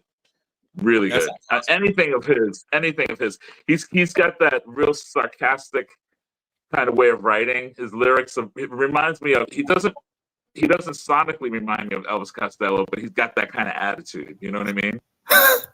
He's not like that. Geez. Here. I don't. Maybe because he's a bobblehead now, but Sam, something about tonight. Your head is looking especially large. Hey, Sam. Hey, Scott. Trevor, what's going on? My hair did this weird thing where it got real puffy and humidity and all that. It's stuff. very Conan O'Brien. I was going to say that. Yeah. That makes you've been doing some great interviews recently, man. Yeah. Oh, well, thank you. Yeah, if StreamYard acted up in my apartment, it would be even better, but no. What? Is that a joke? Missed the joke, Sam. I didn't hear the joke. Yeah. Sam's been doing some great interviews lately. Is what we're going with that. But most importantly, I want to get on this because we talked a little bit of Black Sabbath. I know Sam has thoughts about Oasis, but Sam is fresh off of the proverbial boat, if you will. Have seen Spinal Tap 41 years later. Oh man, was it just as good as it was 41 years ago? It was. I went 41 years ago as a young man of 25, and it's even better now, in my ripe old age. But no, I'd never seen it on the screen because it's been on the big screen. It's been remastered. Rob Reiner remastered it. In 11K, right? In 11K, that's right. He didn't want to make 10K. They keep seeing all their promo for it, and they're like, "We didn't stop at 4K. We stopped at 11." Yeah. But it was cool because the intro, and it was, it's funny because they were calling it the 41st anniversary of Spinal Tap. So obviously, but Rob Reiner does like this new intro at the beginning where he's talking about it and everything. And then he makes a kind of a reference. He's like, stay tuned after the movie because, original filmmaker, Marty is going to be, he's got some special news. And so you watch the movie and then you see, Rob Reiner show up again with like the hat and he's got the lens hanging on his, and then essentially they show like a minute long teaser for Spinal Tap 2, which is due out in September. And it shows like the three guys. They all look, they look old, but I think they've added some makeup to make them look even older. Because I've seen pictures of Christopher Guest and Harry Shearer, and they both look pretty great, for guys in their 70s. But like they made them looked real old. But it was just a funny thing. There were only like there were about 35 people in the theater, but they're showing it tomorrow, and then they're showing it again Sunday or Monday. What's today? Today's Saturday. The holiday threw me off. Robert, Northern Rev. What's going on? Yeah, if it wasn't for the Sabbath thing that was going on today, I probably would have went to that. Because I mean, Spinal Tap is like one of my all-time favorite movies. So, Yeah. Times, I mean, me and my friends would get together and we could probably recite that entire movie, by memory. Like walking with an armadillo in your pants, Right. That's so. The scene that is that I went with my mom because she's we're both big fans of like that whole group, like the Eugene Levy, Christopher Guest group. So like Mighty Wind, Best in Show, all those shows. I mean, all those movies. Yeah. She got like an extra laugh when Christopher Guest goes down, like he's on stage and he does like that lean back with his the leg, and then he kind of like calls over to the stagehand and he comes over and he's trying to pick him up, but he's still trying to act out like this is part of it, and then he sticks his tongue out when he finally gets up. It's just there's so many nuances in that movie that you miss every single time. It's so good. My favorite. I didn't even notice it for years. When they run into the other rock, the other dude, with Howard Hessman as his manager, and we're playing the Enormo Dome or whatever. And as they leave, they're like, wanka, wanka, wanka. Wanka's a wanka. Yeah, but the line that kills me is like, yeah, they were still booing him when we were getting up on stage.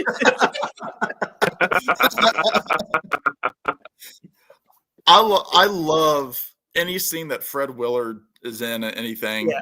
He just steals the scene. He's like, what he says, like, your hair's not really regulation. He's like, mine's getting a little long too. He's like, they might think I'm in the band. Right. I'm joking, of course. I'm joking, of course. He's like, we'll start you at 1900. Like, what time is it now? 1830. And Harry Shearer's like, what is that like? Was it like 6 hours? Like, how many hundred hours is that? It's like 30 minutes. We don't want to rush you. Exactly. That's a great movie. And can you play a couple slow numbers so me and my wife can Me and my wife can dance. He's working on a sex farm. Right. Poking yo hey. I know I think I sent the link to Sam a while back, but this was during when they had the album Break Like the Wind back in 92. They were promoting it on what was it called, Rockline on MTV, and I actually made it through and got to talk to the guys.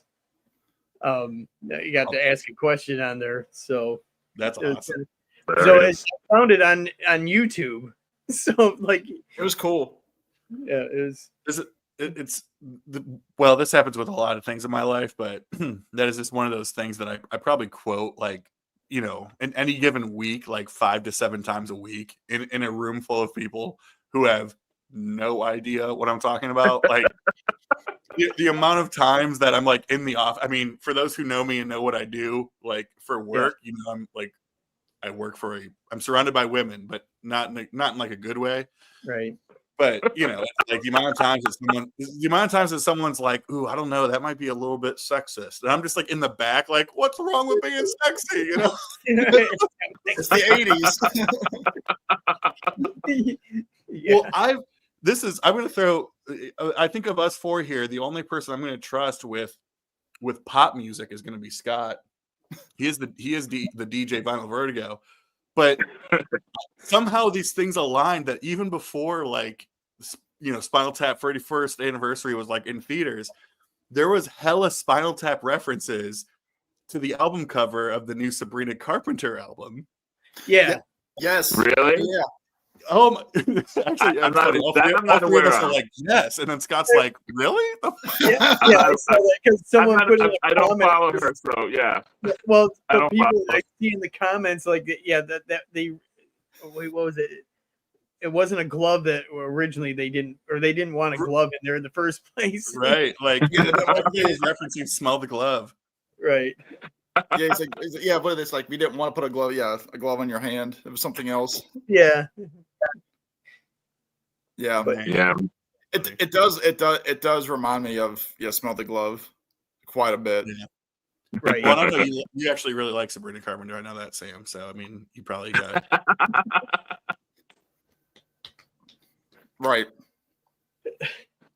I remember seeing Spinal Tap in the theater when it was new, and I'm embarrassed to say that I didn't really know the actors. So Right. Yeah. there was a lot of times during the film that I was going, "Are these guys for real?" Like I Right. really like. Sometimes I wasn't laughing because I just thought these guys are a mess, man. I mean, I kept because I was thinking it was like, songs remain the same, Led Zeppelin. You know what I mean? Yeah. So I'm just I thinking. first saw when it first hit cable. That's when I first saw it. So this is about 85. Okay. And I watched it, I'm like, is that Lenny from Laverne and Shirley? Yeah. Long hair and stuff, and I'm like, I started to realize, because when I went to I went there not knowing anything. You know what I mean? I went with some buddies, yeah. So they knew, but I didn't know what was going on, and I was like, "What the hell is this?" Well, that was the whole thing. Was like it was like like Joe Perry and Paul Stanley and those guys. They were all like they watched it for real. Like, I think Steven Tyler was like, he's like, we watched it and cried because like it was the most realistic documentary that we've ever seen about rock and roll. Right. Because I mean, like the whole getting lost backstage was a Kiss thing. Yeah. Yeah.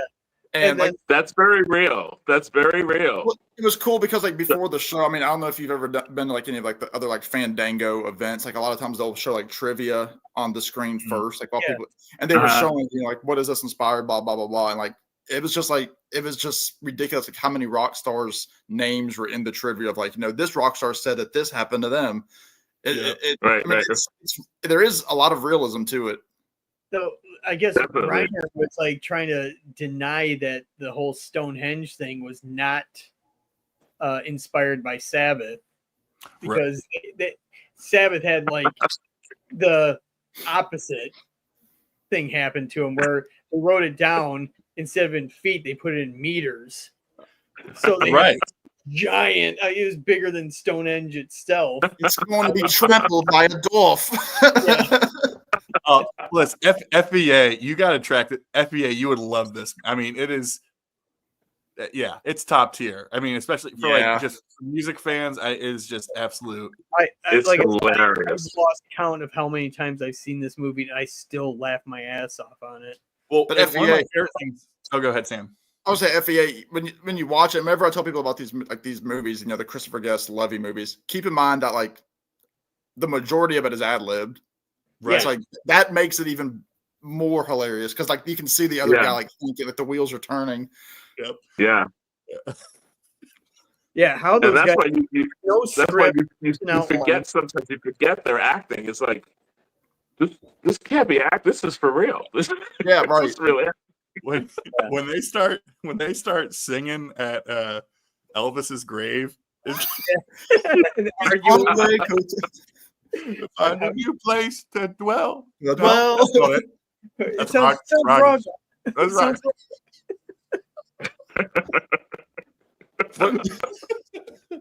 I like the conversation with Harry Shearer and Michael McKean at the end, where they're like, we had 15 great years. It's the end of tour party, and they're talking about their solo projects. What does he say? He had like this like musical about like Jack the Ripper. Jack the Ripper, yeah, Naughty Jack.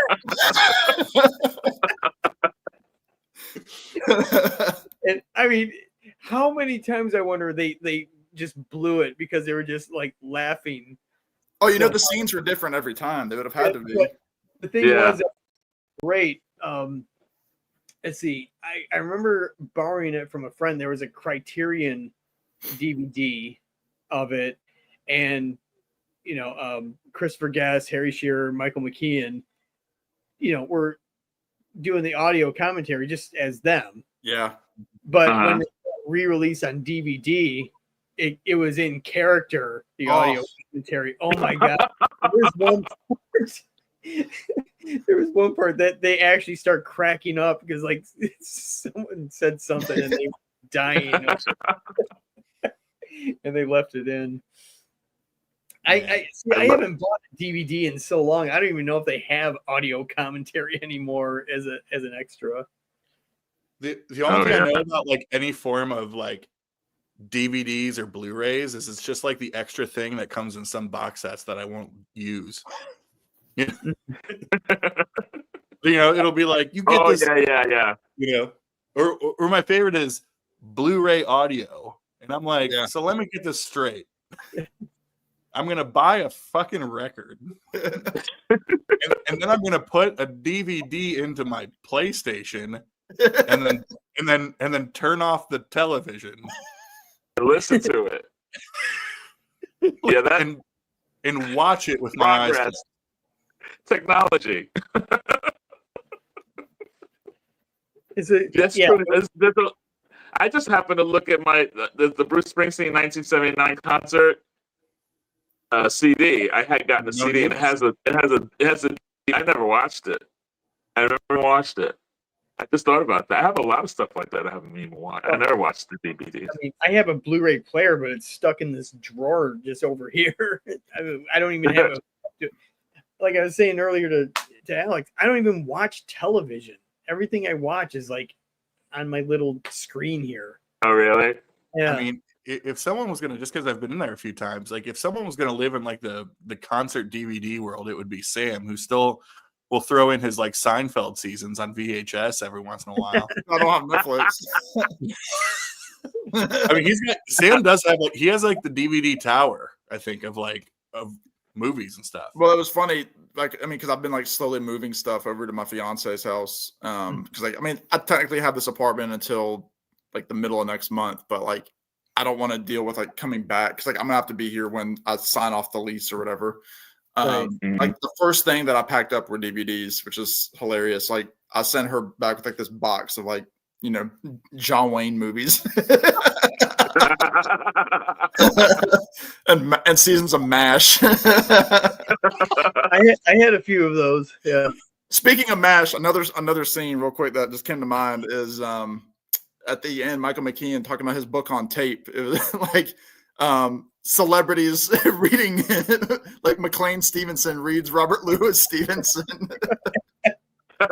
He's like it's like someone named Dr. J. He's like J. Irving. Oh well, he reads Washington Irving.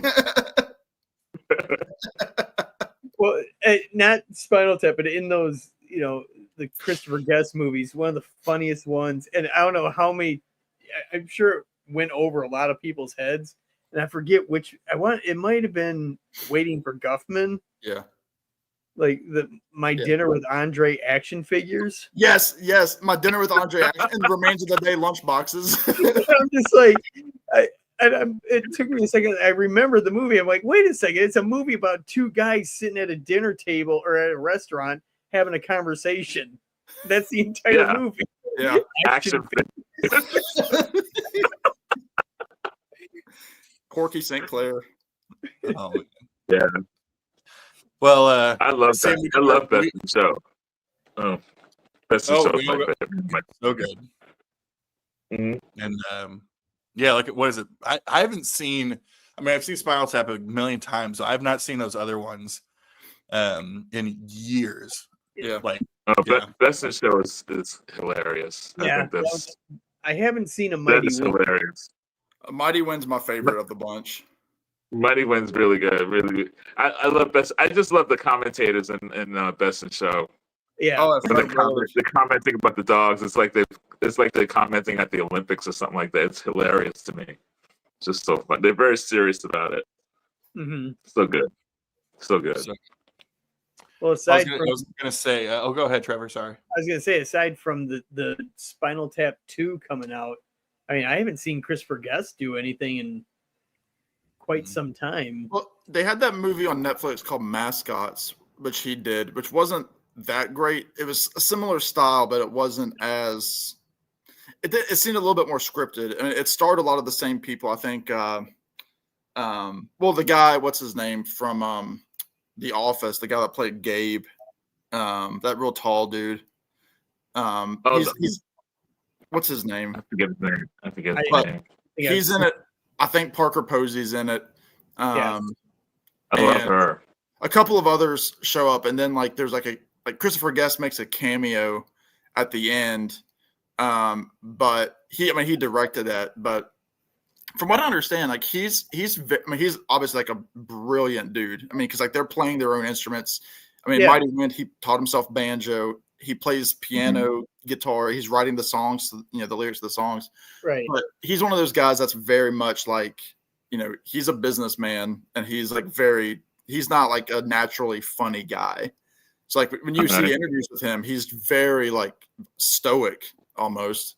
So he's probably one of those guys that like prefers to be on like the writing side of things, especially now that he's in his 70s. He's like, let Jamie Lee go out there and make the money. Go do that yogurt commercial again. Right. Well, she's making Freakier Friday with Lindsay Lohan, so she'll be making in some more money. Yeah, get that. She was good. She was really good in The Bear, man. She was. Oh my God. Yeah. She's scary in The Bear, man. Yeah, her character. Yeah, no, and it's scary. And it's someone who, lived 35 years with a problematic mom. There's some moments I'm watching that shit where I'm like, oh man, like I gotta get a secret or something. That Thanksgiving dinner scene. That's that episode with the Thanksgiving dinner. Yeah, I was sweating. I haven't watched the most recent season yet, but it's on the list. I haven't either. I love that show though. I think he's going to be good as Bruce Springsteen. He's going to be really good. He's going to tear it up. I think so. This is a personal bias. Yeah.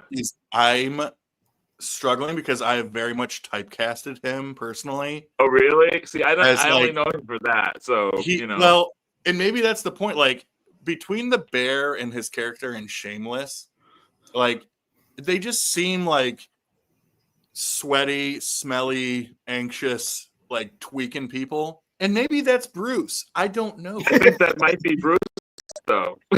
Right? Like, I just don't see him like I don't see the Shameless guy, sitting on the hood of a car, drinking a warm beer in the soft summer rain. I just don't, But see, I only have the reference of The Bear. And the moodiness that he has, I could see that with Bruce. You know what I mean? Especially since this movie is really focusing on Nebraska, which was like the moody, like Bruce. That was the moody period of his life. Yeah, exactly. Yeah, so I can see him doing that because he's got that kind of energy, that moody type energy, the lostness in the eyes and stuff. So Alex, you won't hear him sing "My Hometown." Well, I mean, that's why I'm not going to go see the damn movie. The rip roaring yarn of a tune. That was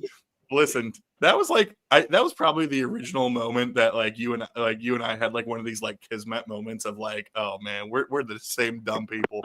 Like oh, hey guys, my phone was on my phone and I forgot that I didn't have my phone plugged in. I'm going to be plugging out soon, so I might as well say good night now because I don't have time to get power in. It's been great being with you guys, though. I'll be watching though. Thanks, Scott. Good Love you, buddy. All right. Bye-bye. Cheers. I forget what we were doing. It was one of those original streams with Rob or Glenn or somebody, and I don't know the topic. How we somehow got there, and I just so eloquently did like a my hometown. And I had to turn this camera off. I hit one of these numbers like I can't be on camera right now. No, I'm sure Rob was watching for a second. There were many times if something were just to crack us up. I mean, the camera would, especially on my end, the camera would go dark. I had to leave for about 5 minutes. Oh yeah, because I would think about it more, and like more tears would come in my eyes of just like, I'm like, I can't look at these stupid faces. It's going to be hard. I mean, I heard you talking about the wedding. It's going to be hard to be, in the serious moment. And I'll look out and I see Alex in my church back there going, oh, like with your Cosby pinky. Like, no. That was me and Bill Cosby. Dude, Yeah, right before you say "I do," you hear the crack of a hoop tee. Yeah. Dude, did you say? Hold on, there's a lot to unpack here. Did you call me Bill Cosby? Well, I did a pinky thing, like telling him like. First of all, they declared he's innocent. Second of all, is that Trevor? You got to drink like that? Yes. It was empty. Oh, Trevor. Yeah. No, you know what? It's a driver's thing. Not that I drive with beer, but as I'm driving, I'm like always side mouth because I don't want it in the way. You pass Trevor on the interstate. He's Dude, it's always got to be a Mountain Dew though. No. Or a couple of monsters. Yeah. Nothing like the monster driving the truck though, right, Trevor? Oh, I can't drink that shit. Sam, are you drinking? Sam, you drinking over there? I had this like an hour and a half ago. It was my little summer sand. I didn't cool it. Wow. I got some of the Sam Adams version of that. I could be tempted to go grab one of my Blue Moon lights. Don't get too crazy on it, Sam. It's getting a little late. Yeah. Yeah. That's what me and the gals have at the lake house. That just seems like a in your sewing circle. Yeah, where we break down the latest episode of The Bear, and yeah, after the bridge game. After the bridge game, shit, dude, I could play some gin rummy. No, I can get behind some of that. What do you think, Alex? Do? So now you're doing the slow move right now, just getting rid of the stuff that you're just not using. You're not going to be using in the next few weeks. Well, here's the thing, and I don't know. You know, I mean, Trevor, you obviously made the move to Seattle a decade and a half ago or so. Yeah. So were you like big into like collecting records at that point, or was your record collecting kind of like? I had probably like 2 milk crates worth, so it was just an easy pickup. I had more CDs though, because I working at that record store in the 90s. Promo, and I had probably like 8 boxes, like medium-sized moving boxes full. But moving across country, I had to, think of like, all right, do I want to drag a bunch of shit across the country and then throw it away, or throw it away now? Yeah. Plus, I mean, you're in an apartment, right? Yeah. You have dumpsters there, right? Yes. So it makes it really dumb and dumpster.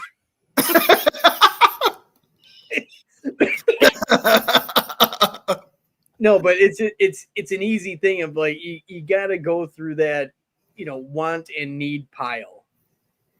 Yeah. Well, here's the thing. I'm here. Look, I get married. I'll be married 2 weeks from today, which is wild. And then I'll be gone for a week. And so when I come back, I will have my apartment legally for another about 3 weeks. Like I'm gonna have to pay for just with like rent and everything. Like it was the cheapest option to do it this way. Okay. But I really don't want to because I'm moving almost 2 hours away from where I am. I don't want to give up a weekend and come back here to load up my tiny old Hyundai Elantra with, the stuff. Because it there's some stuff that my parents are taking to keep at their house. Most of it is coming with me. That's going to end up in the basement where my music room will be.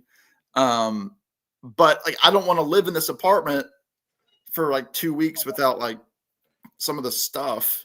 Right. So I'm kind of when is the very last moment that I can pack up my music, for example? Because I work at home. So I'm going to be working here for the next 2 weeks. Yeah. I'll listen to music, but at the same time, I'm that's the bulk of my stuff right here, records and CDs that need to go in boxes, and they need to be carried down 2 flights of creaky old stairs. At elevation. Yeah, right. Because we don't have elevators. So yeah, I'm just trying to debate. I mean, I got rid of some stuff this weekend, some Christmas stuff I took because it was pre-packaged stuff. I'm I don't have to think about this. It's gone. Some winter clothes are already gone. a lot of my instruments are gone. But it's like the records clothes and like the big like this couch and this recliner. That's stuff where I'm gonna need to hire movers, because this is Alex's bed right here, and this thing has it's a solid frame to this thing. It's a sleeper. Listen, there is not a lot of pull out sofas, couches, whatever in this world that I would trust, and for reasons unknown to anybody, Sam's is pretty good. Because back in the 90s, it was somebody's grandparents would have one or whatever, and it would be a mattress that's this thick, and you'd have the Elaine in Florida moment where it's oh, that my bar, my back, it's the bar. But I don't know, maybe because when I'm staying at Sam's, I'm just drinking heavily and eating strips and all these different things, so it just makes me sleep like a child. But because the mattress is about this thin. I don't know, man. Maybe it's just the lullaby of Seinfeld that you listen to on my DVD player. Oh man, it's my Prague brother from well, I would say probably a different mother, but I don't know. Kiefer, how are you? Remind me where you're at in Ohio. That's it. That's the question. Yeah, no. So Sam, are you moving all the furniture up to Lauren's? Yes. Sorry, I didn't mean to use first names here. Apologies. No. Yeah, whoever. Yeah, Lorenzo's. No,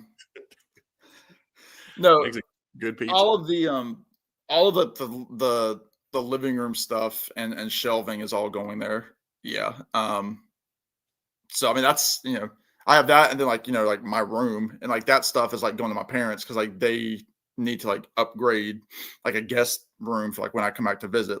All they have is my my siblings old bed there, and it's it's old, it's very small, and they need an upgrade there anyway. So I've only had mine for 4 years when I moved in 2021, so it's virtually new.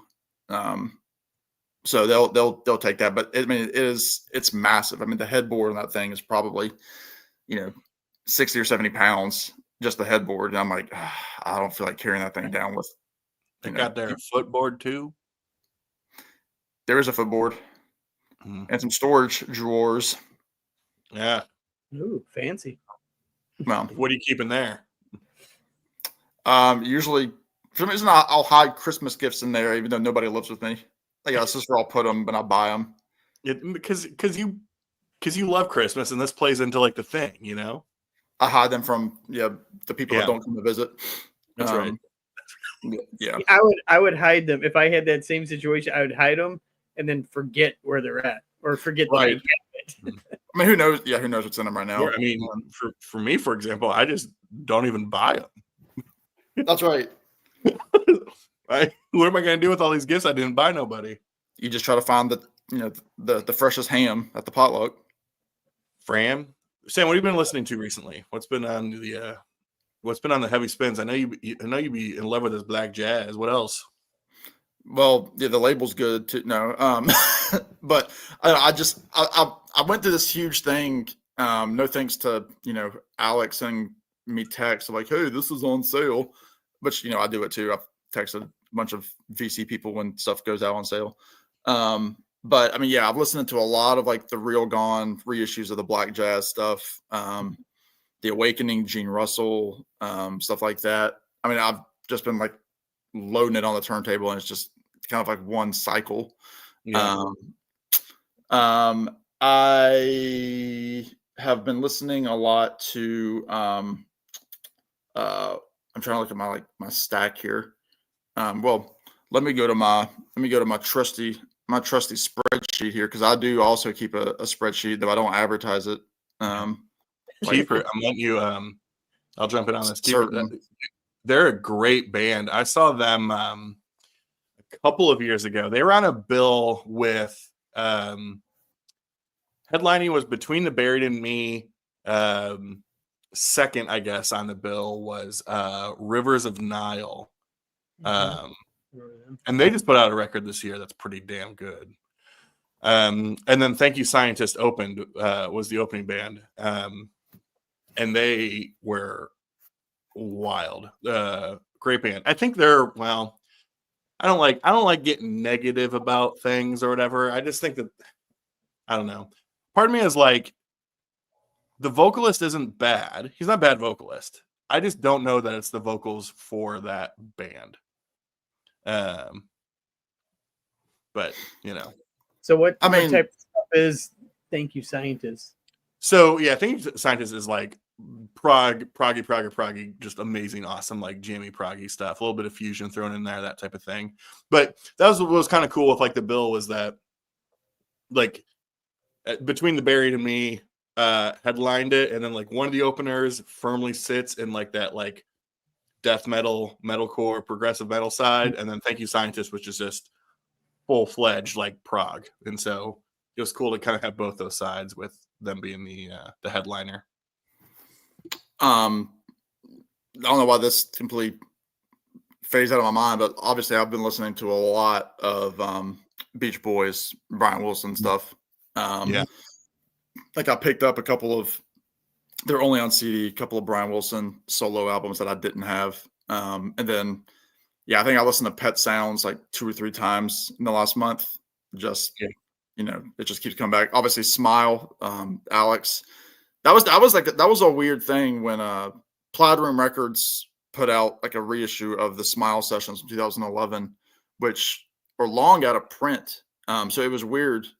And I don't know if because I don't know if you added it to Discogs. I know you're not great with adding things to Discogs. I've gotten better, but yes, it's on my Discogs.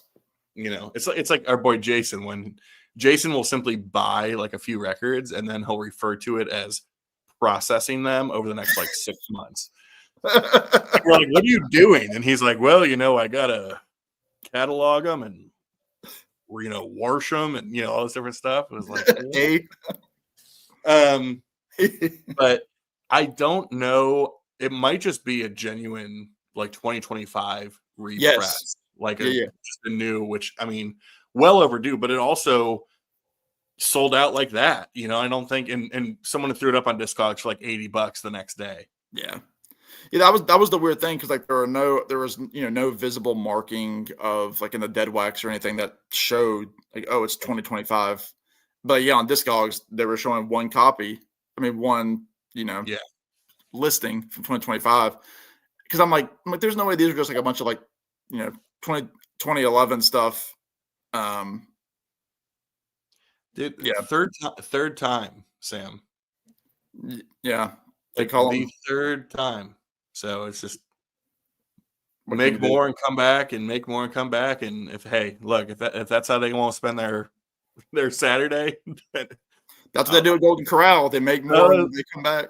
Sir, you do not associate that activity, that behavior with the golden colon. That was my place for years. You just hung out with the blue hairs. What, dude, where else? First of all, where else could you get bourbon chicken on top of your fried chicken? Yeah. Yeah. There was one time I went there as a child and I grabbed just like a whole plate of like, you know what fatback is? Like fatback meat. Do I?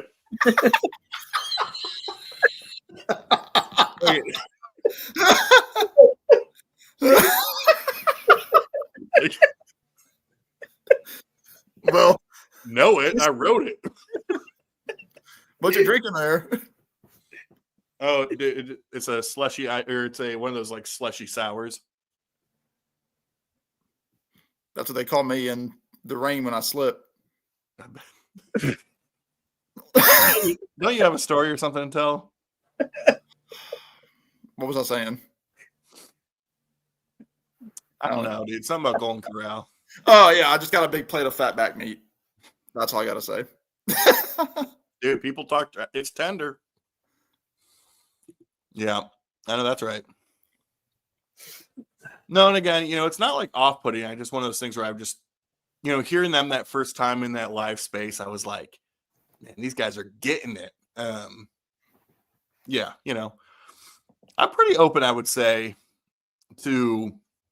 Oh, Sam's gone. He was just the person I was going to ask. So, Sam, I know you can still hear me, but But what is going on here? But I think there's some people who, if they don't like immediately connect, he's getting wild now. It's getting nuts. All right. Lock the door. Like, Sam, you might be this. Actually, Sam, you are this way. Thank you. You and all your VC friends. If they don't like immediately connect with like the singer, then they're just like, they do nothing for me, right? And I would say, hold on, you know what? I gotta shut the fuck up and stop what I'm doing. We have a very special guest backstage. Sam's cracking open his beverage at the right moment. Let's see if Trevor remembers how to pronounce it after all these beers. Hi everyone. What's happening? Let me scroll back here. Ooh, what do we have? Irish red from a local brewery. Yeah. Dude, Irish red. That's right. Irish red. Yeah. It's a little warm for that, but I'll allow it. Yeah. Well, Montreal. Yeah. Montreal local brewery. Yeah. Hi everyone. Hello. How are you, sir? Pretty good. Yeah. Ramu. Yeah. Am I right? Wait, say it again, Trevor. Yeah, you slurred. I slurred 2 syllables. I slurred it. Okay. Well, that's because you fucked up, and it should be 3. I see it as 2 here. The way he wrote or typed it down, it makes it look like it's 2. The point. Why are you're delaying? Say it again, Trevor. Ramu. Yeah, almost. Yeah. Raw like raw power. Mu like Munich, and Ald like Herald Tribune. Ald. Okay, I didn't see that part. It's been a long fucking week. Sorry.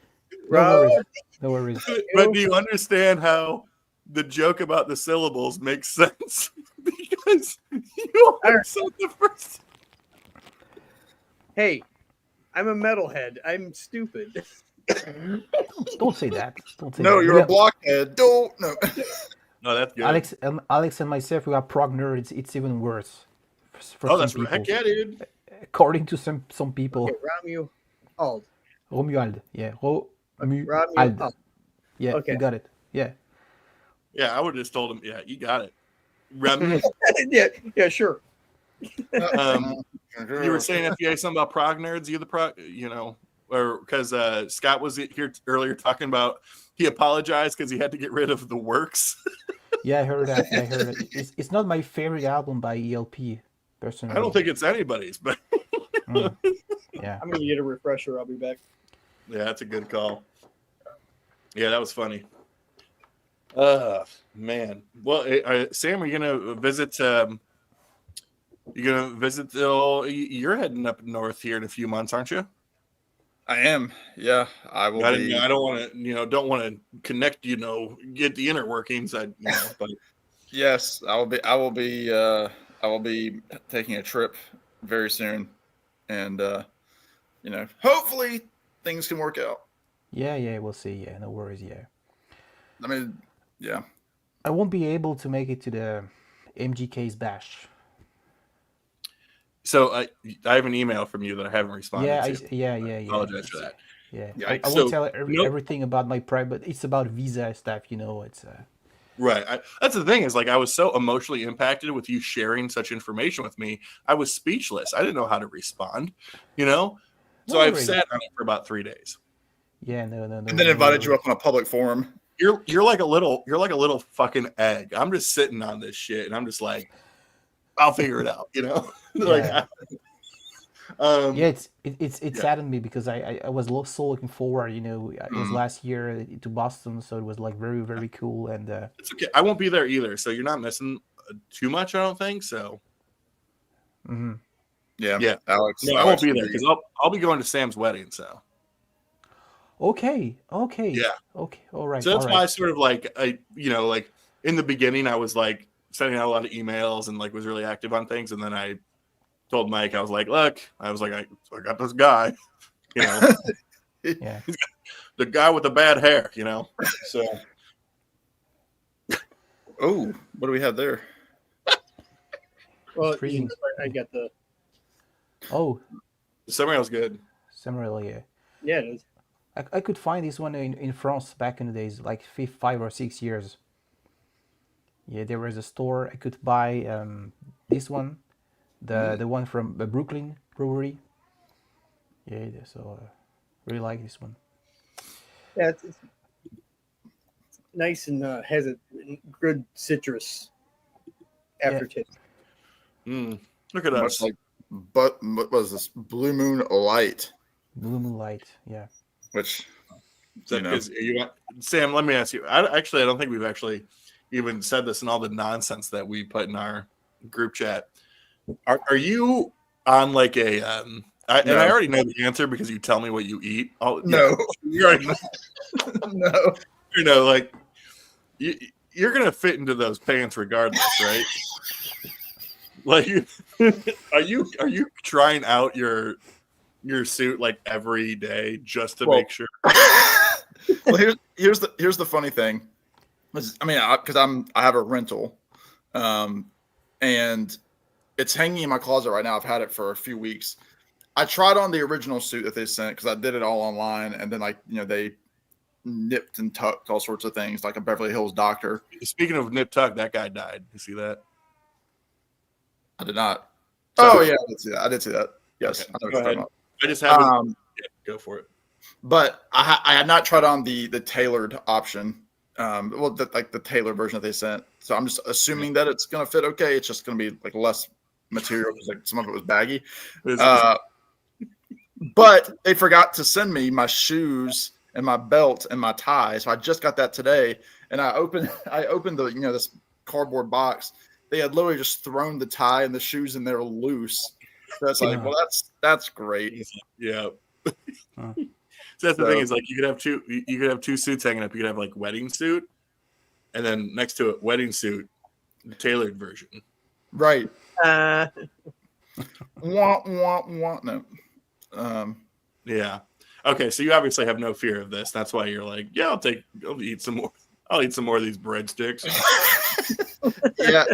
Because I went to Spinal Tap today. I had Spinal Tap popcorn today, and then just weekend trash. I tried, and I could not. Yeah, I couldn't do it. Yeah. So clam strips, more clam strips. I know. Yeah, I would love some clam strips, honestly. Yeah, I was gonna say, yeah. Tell us. So you guys were talking about earlier. You, Sam, you will keep your entire collection, I guess. Yeah. Again, I had this wild and crazy idea that I was gonna purge a few items. I purged like $40 worth probably 3 months ago. Wow. And, which is the equivalent of 100 Chicago records. Sir. And I have like a tote bag full. Actually, it was funny. Last time Alex was here, or maybe the first time you were here, I had a tote bag. I'm like, hey, this is some stuff I really don't want. You want to look through it? You went through it so fast. He said, yeah, you're right. I don't need a Mary Travers solo album from Peter, Paul, and Mary. Well, the joke is if I were to come across that record out in the wild, I'd be like, I bet you Sam would dig this. Well, she does. She has an because they all three. Now we're talking Peter, Paul, and Mary. All Here three we go. of them, and I'll get back to your question. That was me doing anyway. They each did a solo album, kind of like Kiss did. Like they released them simultaneously. So they had one called Peter, Paul, Mary, and Mary actually does a version of Indian Sunset by Elton John, and it's actually very, very good on her album. But to answer your question, yeah, I'm bringing the collection. I have like one full Calyx, stand full of records, and then probably 500 or so CDs. So it's just going to be boxing them and trying to keep them in some semblance of order. I mean, you're gonna have the movers move those for you too, right? No, the CDs. I don't. Well, more of the records. I don't know yet. I mean, here's the thing. I'm going to put this. I don't know, because you're more of a CD guy than you are. That's why you never really say you're in the vinyl community, because you're more CDs. Right, because they don't want me. Yeah, that's true. A box full of records, carrying that downstairs 3 times like that, it gonna kill a man. yeah. I mean, if you did that before the wedding, you're gonna need a new suit down, like. And you already sweat enough playing chess as it is. Like, this is gonna be brutal. Yeah, sure. Yeah, because it was funny because like when I moved here again, like I just started really collecting like any kind of anything. I mean, I always had CDs and that sort of thing. But yeah, I mean, obviously, like I was able to like move it all like in one swoop, and now with like all this stuff, it's gonna be a lot. But yeah, I think the biggest thing is gonna be keeping everything in order. Man. Hey, Rich. Oh, hey, Rich. I think that's clever because from my experience and when I got to talk to people, when they move, when they study abroad, when they came back, when they get married, at those points they decided to get rid of a portion of their collection, and everyone regret it. Yeah. It's more something you have to do, when you are mentally prepared. Okay, now I move from folk to prog or from jazz to metal for something, to decide to sell a portion, but not when you move, when you change countries or when you move to another city. My opinion. Well, I have a buddy who he's got a huge record collection. He's said he's moved the collection twice already, and he's only he's not even 50 yet. He's said like if him and his wife ever decide to move again, he's not taking anything with him. He said he doesn't want to do it again. He said so. He's kind of said like that their current house will be their house until they downsize into an old folks home, which hopefully won't be for another 35 years or so. But he said if they had to move tomorrow, he wouldn't take the collection. He would just sell it. I know. Wow. I know Steve is moving to the south. Phoenix. And, Phoenix. Yeah, and he said because I met up with Steve. He came up to Montreal last year, and he said something like a portion of the CDs collection is trying to find some solution. That I think he will keep all the LPs, all the vinyl records.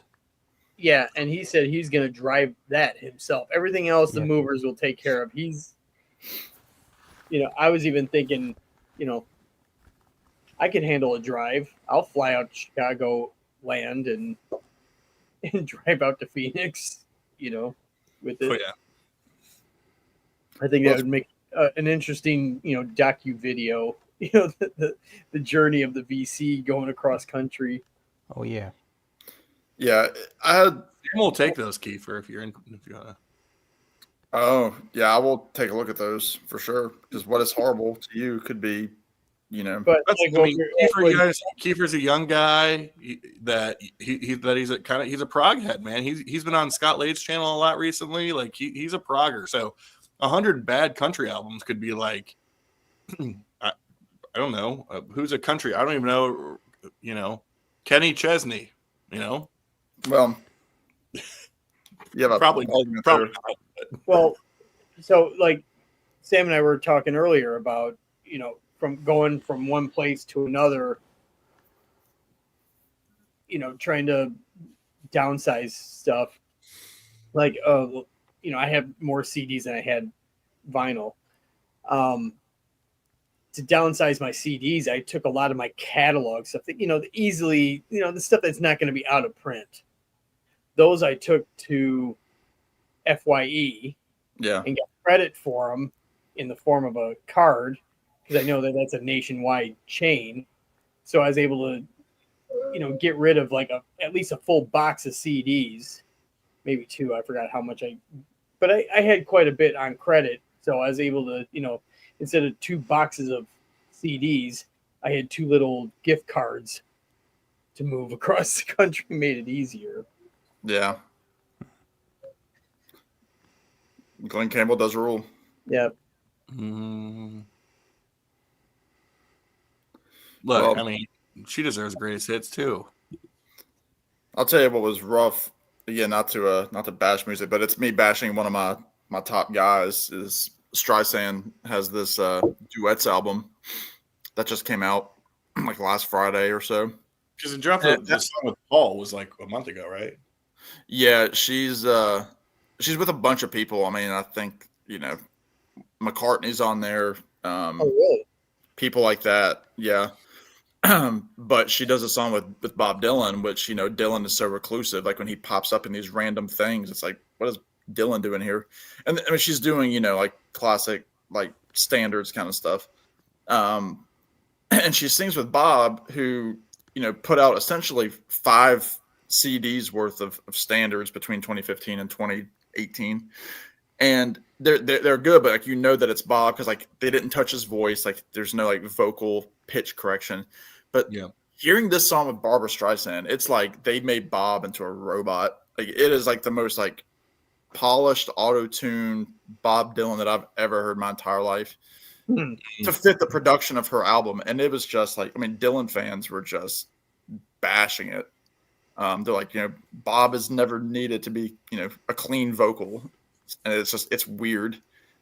So I thought I was going to get the album just, because the Bob completist in me. And it would be cool to have some of those other people that were on it. But I'm like, I don't need to hear, Cher Bob.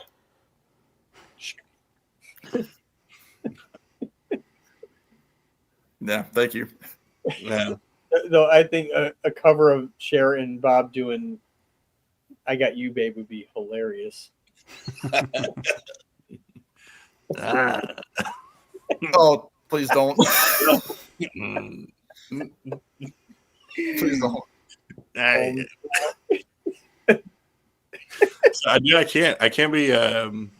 My car is all fucked up. I was telling you that earlier, Sam. So I can't be out here. I can't be out here risking monetization with my singing. It's like I need the 4 cents to be able to pay for new spark pluggers. You'll get them by next Christmas. That's a hope. That's and then maybe, hope. Yeah, because you gotta have something to get down here.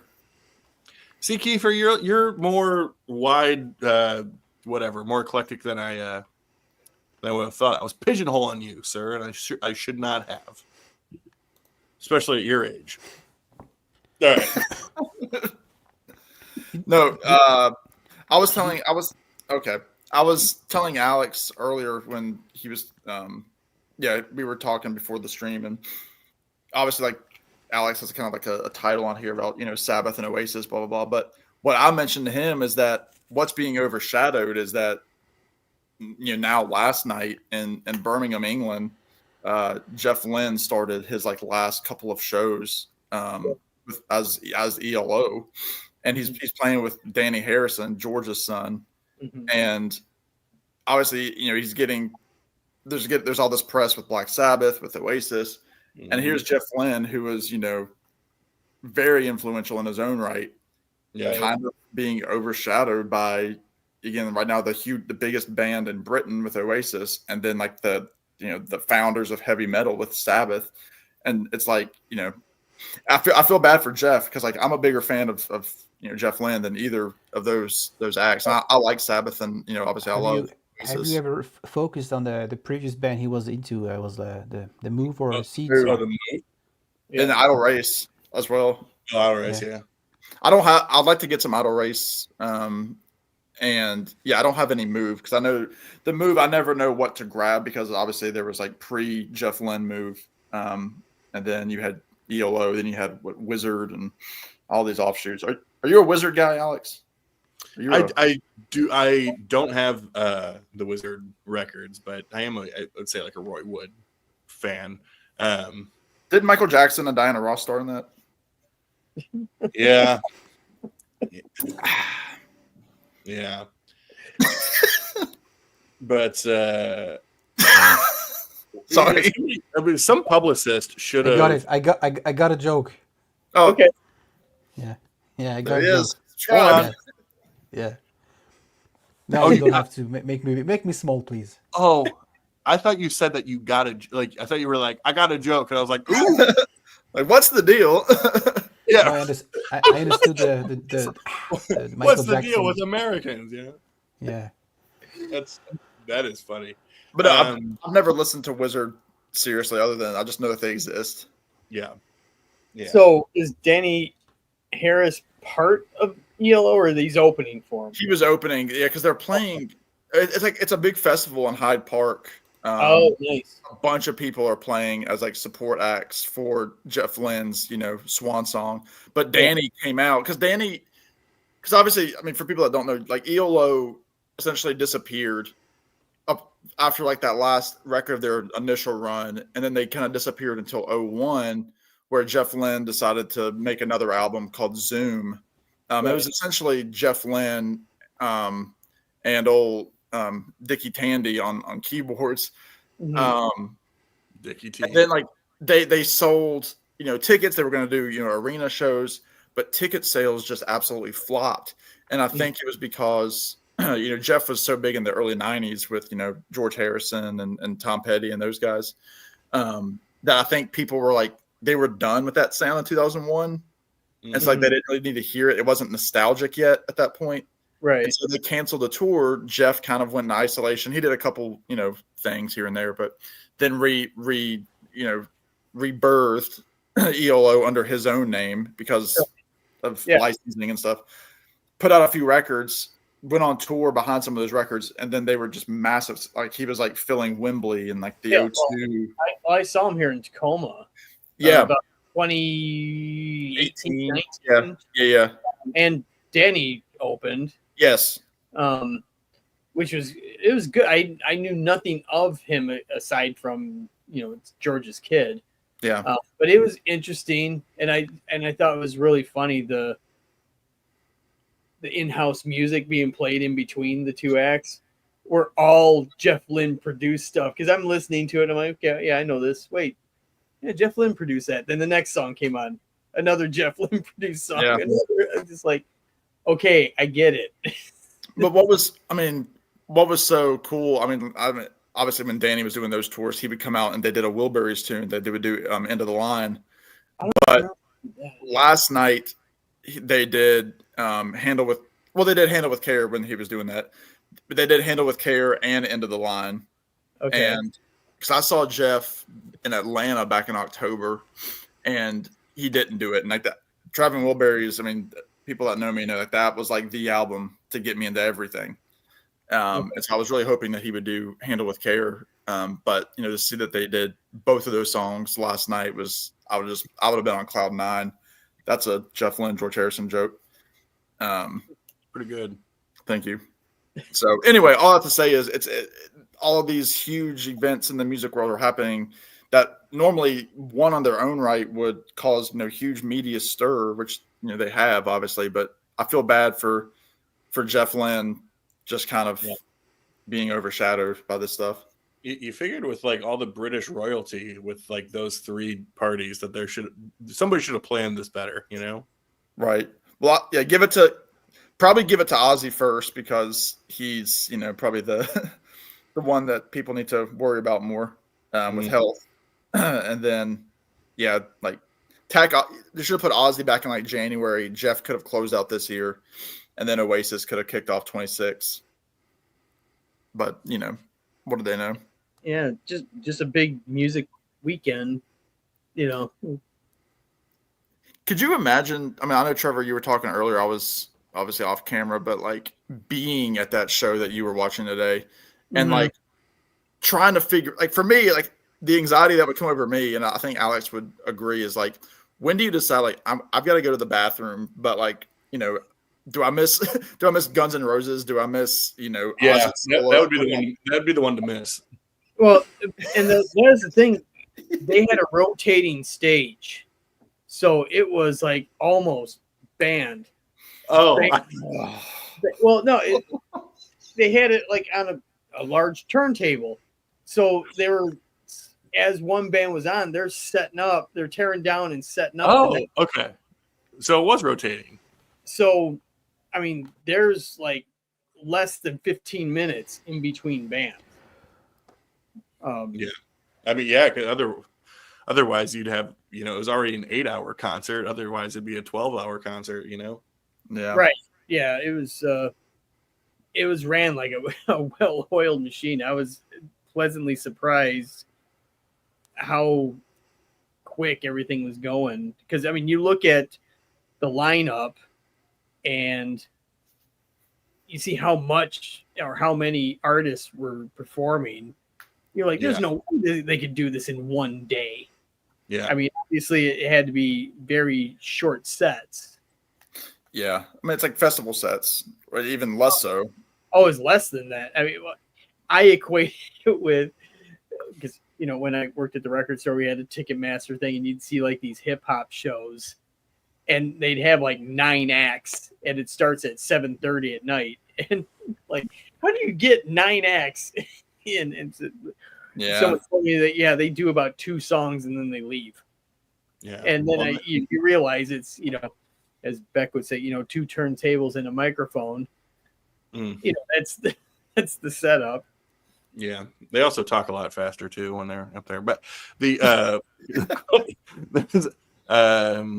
yeah, that was I didn't go too much. Maybe Trevor, this is more for you if you watched. I don't know, for some reason, maybe because I also watched our Canadian stud muffin Larry did or he ranked like his Ozzy era Sabbath songs.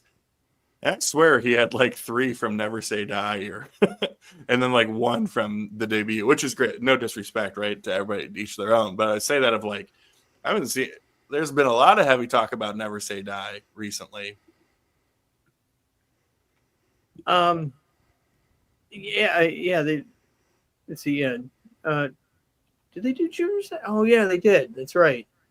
Yeah. So yeah, the 3 songs from Never Say Die, and I'm trying to. Never There's so much going on. I couldn't remember all the things that everyone did. Yeah, maybe I never got to listen to this album. When did it came out? What, Never Say Die? Yeah. 78. Oh, that's the one with the character in the elevator. Oh, yeah, on the jet fighter guys. Yeah. Okay. Trevor, I didn't. Obviously, I didn't get to watch your video that you posted today. But did you mention like who was the disappointment of the evening? Like, was it Axl Rose? Axl Rose during Sabbath Bloody Sabbath, he did everything all right, but then there's like this breakdown section, and he was off by like a whole beat. Mm-hmm. So it sounded really wild. I saw some people saying that they thought that Bill Ward was a little bit off, but I mean, could you tell watching live? Yeah, that, and I joked in my video that no one asked for a shirtless Bill Ward. Oh, he was popping.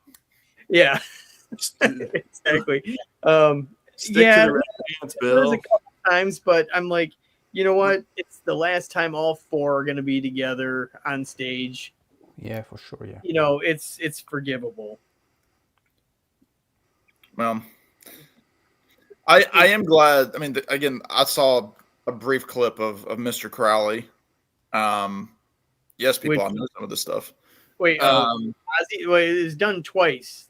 Yeah, the Ozzy version. Okay, because the other one was a pre-recorded version of Jack Black doing it with the kids playing. Yeah. But the cool thing is, and maybe some people might not have noticed it, they tried to do an homage because there's so little footage of Randy Rhoads playing live. Mm-hmm. They kind of recreated the most famous footage of this little-known show called After Hours. Mm-hmm. So in the background, you see like this blue velour curtain in the back, and it's like a no-budget, video that you see. So they recreated that, but the kids playing a polka-dotted flying V, just like Randy Rhoads, and it was really cool, and Jack did a really good job of it. My earliest memory, I mean, this was like 14-year-old Sam when you're getting into like all music. And I was listening to a lot of classic rock radio is where I was getting most of my education. And obviously, like I fell in love with, Iron Man, and I was like, wanted to download it on my MP3 player. So like I was like all over Napster trying to download it, and there were no, the only version of Iron Man that was available on Napster was the Randy Rhoads tribute concert live. And so that was the version. It was Ozzy. It sounded good, but that was the only version that I could get because Black Sabbath didn't have their stuff online. So like I knew about Randy Rhoads probably before I knew about Black Sabbath, which is crazy because like I had that little, avatar, thumbnail of the Randy Rhoads tribute concert on my MP3 player. Yeah. Well, no, he did all right during Rock Candy, but Flying High again. I mean, the wheels are just flying off. It was awful. Yeah, I am a big Sammy fan. I did not see any of the clips of him though. They do have the mostly I just Montrose album, which is pretty cool. Oh, so good. Yeah. Yeah. I mean, he's also. It blows my mind. Sammy's like almost 80. He looks. Yeah. Oh my. Yeah.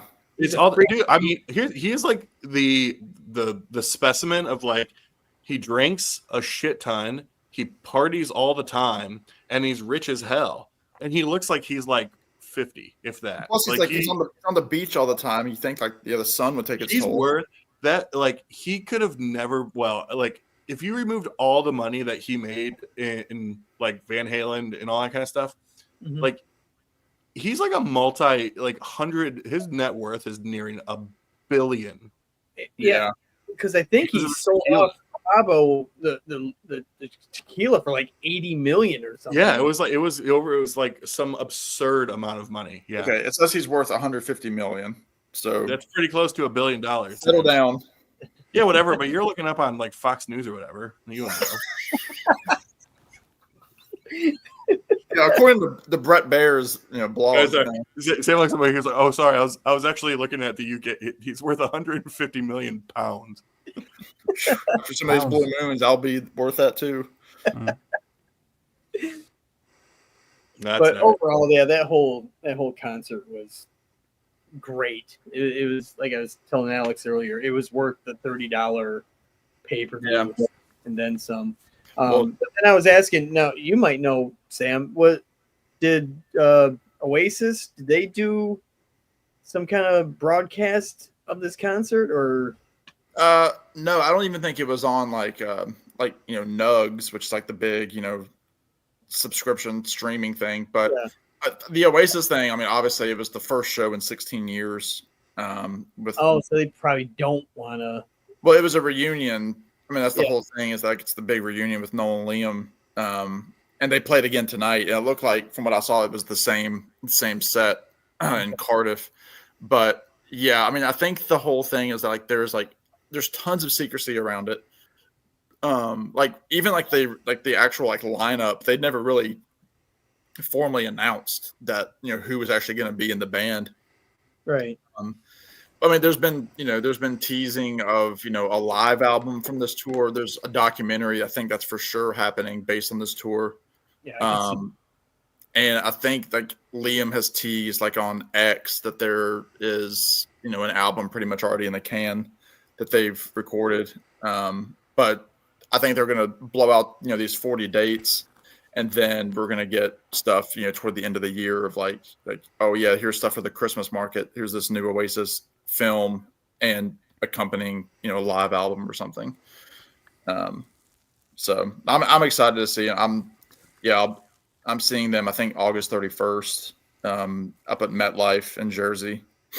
And I think our boy Matthew Street, he's going to be there, I think the next day on Labor Day itself, with his sons. So I would love to meet. I've never met Matt. So hopefully it's something that can happen. Yeah. Nice guy. Yeah. Oh yeah. Awesome. Yeah. I met him in Boston. Yeah. Yeah. The three of us did. The three of you did. Yeah. Well, boys, I'm fading. I'm gonna hit the hay and then go to bed probably. But then, you know what? I appreciate you all joining. Oh, thank you. Good to see you all. We'll do this again sometime. Sam, you going live on your? I might. I'm pretty wired. I'll be in the comments and be like, which would be good. But thanks for being in the comments, Kiefer. I think you're still out there, man. Have a good night, my friend, and we will we'll see you on the next one. As Gary from Physical Format Rock and Roll would say, we will see you down the road. All right. Good night, guys. Bye, boys. Take care. Thanks for having me. Yeah, man. Heck yeah.